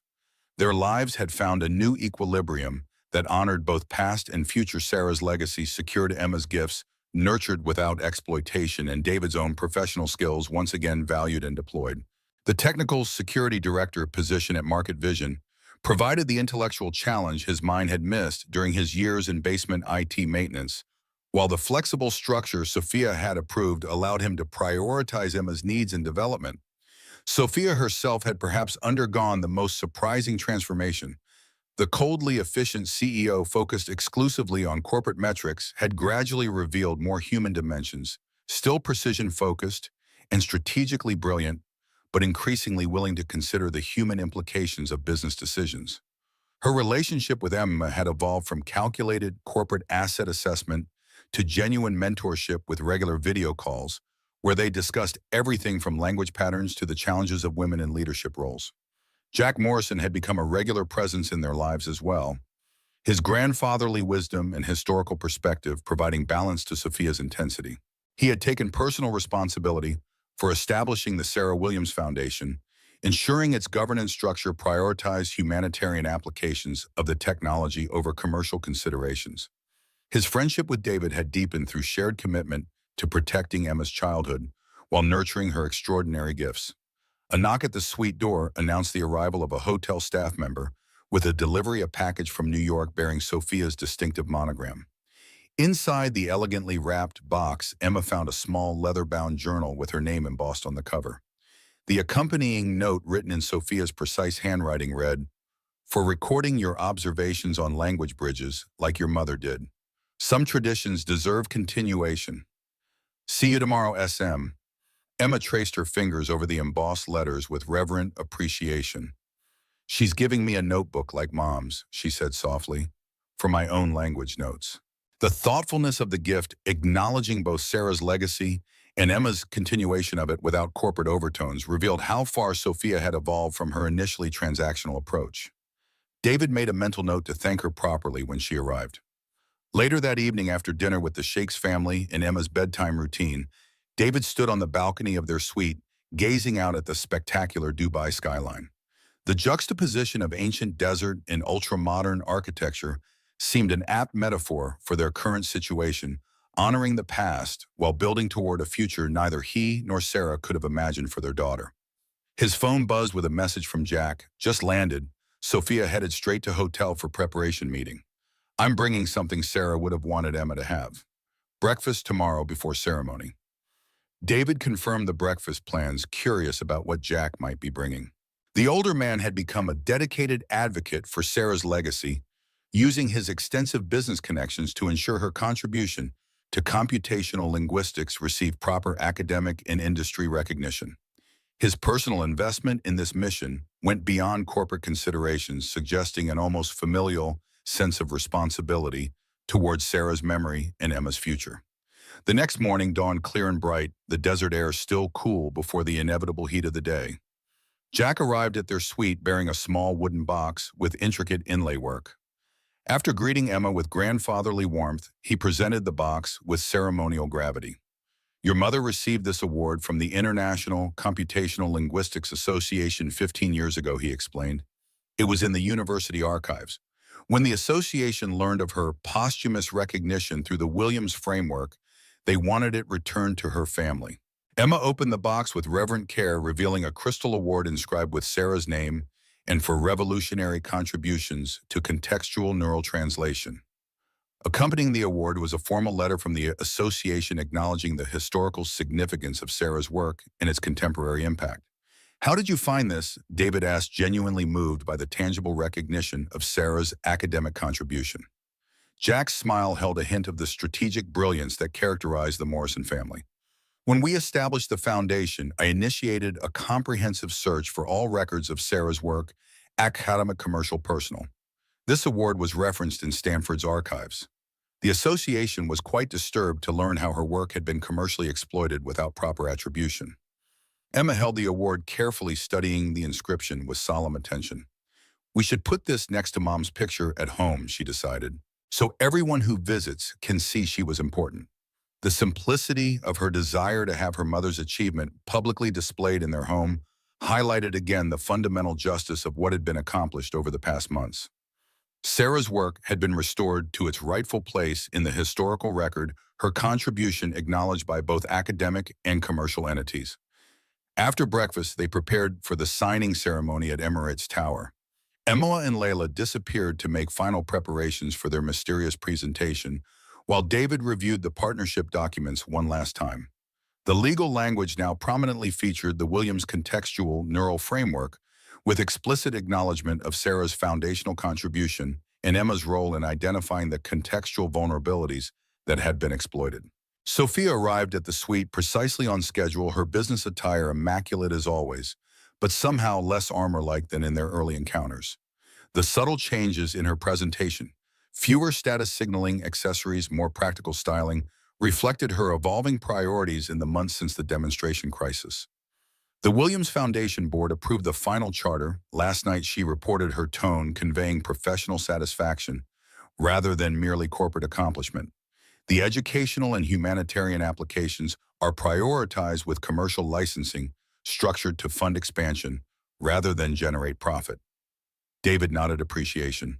It's what Sarah would have wanted, technology that serves human connection rather than merely extracting value from it. Sophia's expression softened momentarily. Emma has taught me a great deal about that distinction. The metrics of meaningful impact aren't always financially quantifiable. Coming from Sophia, who had once evaluated every decision through the lens of corporate advantage, this represented a profound shift in perspective. Before David could acknowledge this evolution, Emma and Layla burst into the room, excitement radiating from their animated faces. "We're ready," Emma announced. "Layla's father said we can use the big screens at the ceremony for our presentation." The signing ceremony itself was a model of international business diplomacy, formal enough to signify the importance of the partnership, personal enough to acknowledge the human relationships that had made it possible. The Sheikh welcomed attendees with dignified warmth, while Sophia presented Market Vision's commitment to implementing the Williams framework with cultural sensitivity and technical excellence. When the formal signing was complete, the Sheikh gestured to Emma and Layla, who approached the podium with surprising poise for their young ages. "My granddaughter and Emma Williams have prepared a special demonstration of how language bridges operate in practice," he announced.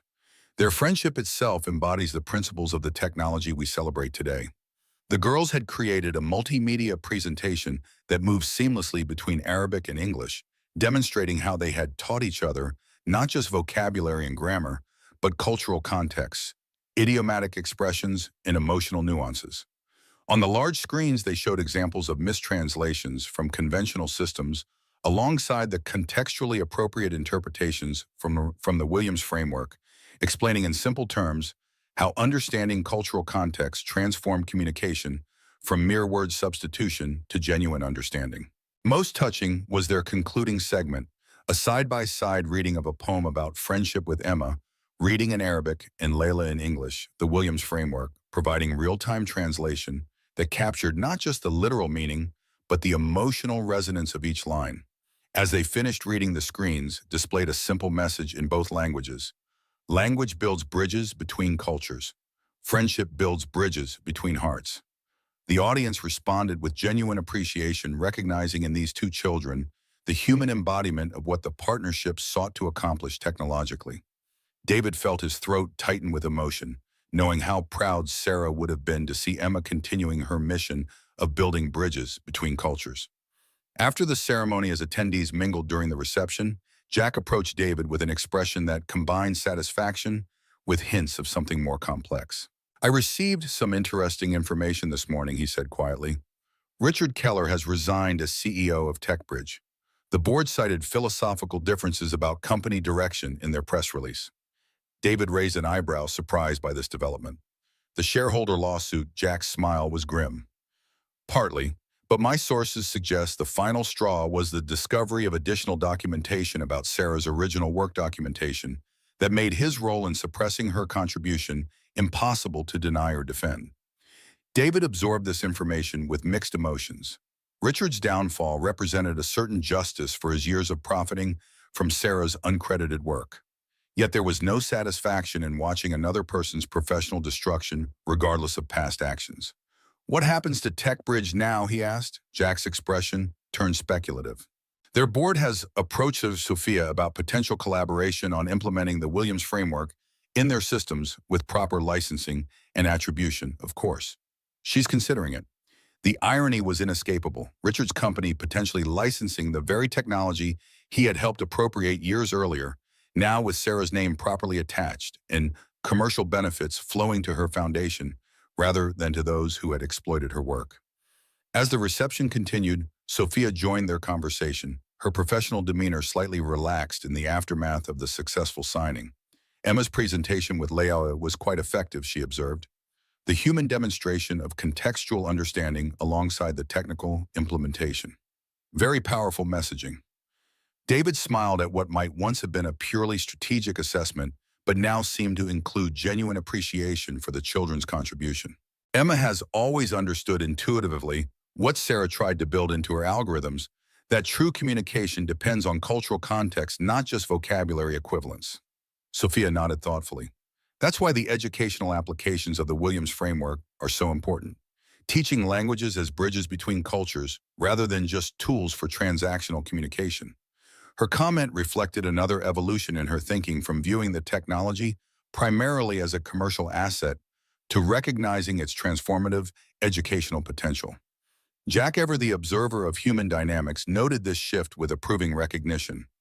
The Sheikh approached their small group having completed his formal hosting duties. The technical implementation exceeds our specifications, he said with evident satisfaction. But more meaningful is the foundation it lays for genuine cross-cultural communication in healthcare contexts. This had been the core of the UAE partnership from the beginning, using the Williams framework to facilitate more accurate, culturally sensitive medical communication across language barriers. What had begun as a commercial opportunity had evolved into a potentially life-saving application of Sarah's contextual translation vision. As the reception wound down, Emma and Leila rejoined the adults, their excitement over their successful presentation gradually giving way to the natural fatigue of children who had expended significant emotional energy. "When do we go home?" Daddy Emma asked, leaning against David's side with comfortable familiarity. The question held multiple layers of meaning in their transformed circumstances. Home was still technically their Queen's apartment, though they had spent little time there during the intensive Dubai implementation phase. Market Vision had offered relocation assistance to a Manhattan apartment closer to headquarters, but David had deferred that decision until their return from Dubai, wanting Emma's input on such a significant change. "Soon, sweetheart," he answered, smoothing her hair. "We'll finish the implementation next week, then head back to New York. Are you ready to go home?" Emma considered this with her characteristic thoughtfulness. "I like Dubai," she said, "and I'll miss Layla, but I want to set up Mom's Award in our special place and show Mrs. Patel how much better my Arabic has gotten."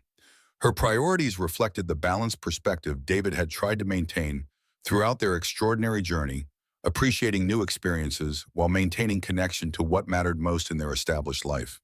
Sophia, overhearing this exchange, approached with uncharacteristic hesitation. "Emma," she began carefully, "when you return to New York, would you consider continuing to advise our linguistics team occasionally? Purely educational, of course, perhaps twice monthly after school if your father approves." The request represented Sophia's new understanding of appropriate boundaries, framed as an educational opportunity rather than corporate exploitation, conditional on parental approval, and limited to reasonable time commitments that wouldn't interfere with normal childhood activities. Emma looked to her father for guidance. David nodded encouragement, knowing she genuinely enjoyed working with the linguistics team when the focus remained on helping people communicate better rather than commercial applications. "I'd like that," Emma replied, "especially if I can help make sure the algorithms understand cultural context correctly." That was Mom's most important work. Sophia smiled with genuine warmth. "Your mother would be very proud of how you've helped implement her vision, Emma. You've taught our entire team to think differently about language as a bridge between cultures." The sincerity of the comment from a woman who had once viewed Emma primarily as a corporate asset marked perhaps the most significant transformation of all. Sophia had learned through her interaction with this remarkable child to value human connection and authentic communication in ways that transcended business metrics. As they prepared to leave the reception, the Sheikh extended a formal invitation. "Emma must return to Dubai regularly to continue her friendship with Layla," he insisted. "Perhaps during school holidays, we consider her family now." The invitation reflected how profoundly Emma had touched those around her during their time in Dubai, not through extraordinary linguistic abilities alone, but through the authentic compassion and connective intelligence that characterized her approach to language and relationships. Later that evening, as David helped Emma prepare for bed in their hotel suite, she asked a question that revealed how deeply she had been processing the events of recent months. Daddy, do you think Mom knows about the Williams framework and the foundation with her name? That people understand now how important her work was. The question touched the spiritual territory David had navigated carefully since Sarah's death, wanting to honor Emma's need for connection with her mother without creating unrealistic expectations about the nature of that connection. I believe she does, sweetheart, he answered carefully. Not in a way we can measure or prove, but in the way that people we love remain connected to us even when they're gone. When your work continues to help people and change lives, that connection remains active.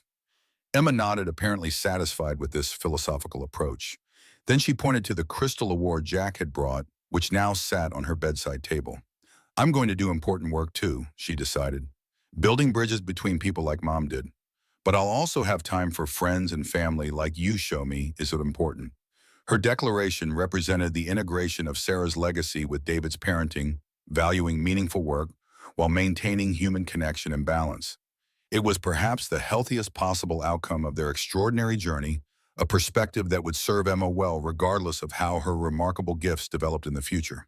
As Emma drifted towards sleep, David stepped onto the balcony of their suite, gazing again at the Dubai skyline where ancient tradition and futuristic innovation existed in visual harmony. His phone buzzed with a message from Jack. Sophia has authorized permanent flexible work arrangements for your position, base in NY with remote options during Emma's school breaks. Foundation board meetings quarterly. Sarah would approve of this balance. The message represented the final piece of their new equilibrium professional engagement that respected family priorities, connection to Sarah's legacy without being defined solely by it, and a sustainable approach to nurturing Emma's gifts without exploiting them. 3 months ago, David had stood in his basement office at Market Vision, a widowed father struggling to balance limited resources with his daughter's extraordinary needs. Today, he was technical security director for a major international partnership. Emma's gifts were being nurtured in ethical and age-appropriate ways, and Sarah's contribution to computational linguistics had been restored to its rightful place in both academic and commercial contexts. Most importantly, they had found a way forward that honored all these dimensions without sacrificing the simple father-daughter relationship at the core of their family.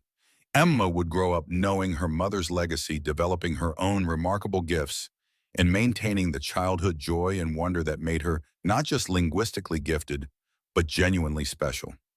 As the desert stars emerged in the darkening sky, David thought again of Sarah, not with the sharp pain of grief that had characterized the early years after her death, but with the warm appreciation of continued connection through their daughter and through work that was finally receiving its proper recognition. The journey had transformed not just their personal circumstances, but an entire technological approach to cross-cultural communication. The Williams Contextual Neural Framework would continue to evolve, building bridges between languages and cultures in ways that fulfilled Sarah's original vision more completely than she could have imagined. And Emma, extraordinary, compassionate, brilliant Emma, would continue to grow at the intersection of that technological legacy and the simple human wisdom David had tried to instill, that connections between hearts matter, more than accomplishments, that gifts are meant for sharing rather than exploitation, and that the truest legacy is found in how we help others understand each other better. In the quiet Dubai night, as his remarkable daughter slept peacefully after her triumphant presentation, David felt a sense of completion that had eluded him since Sarah's death. Their story had found not an ending, but a new beginning, one with appropriate recognition of the past and expansive possibility for the future. The language of love expressed through Sarah's algorithms, through Emma's natural bridges between cultures, and through the simple daily devotion of a father to his daughter had prevailed over corporate politics and personal ambition. In that triumph of authentic connection over exploitation, all of them had found something precious, a way forward that honored what mattered most. David looked once more at the sleeping form of his daughter, then at the crystal award recognizing her mother's contribution, and finally at the small leather journal Sophia had given Emma to record her own observations about language bridges. Past, present, and future in perfect balance, a harmony that felt at last like healing.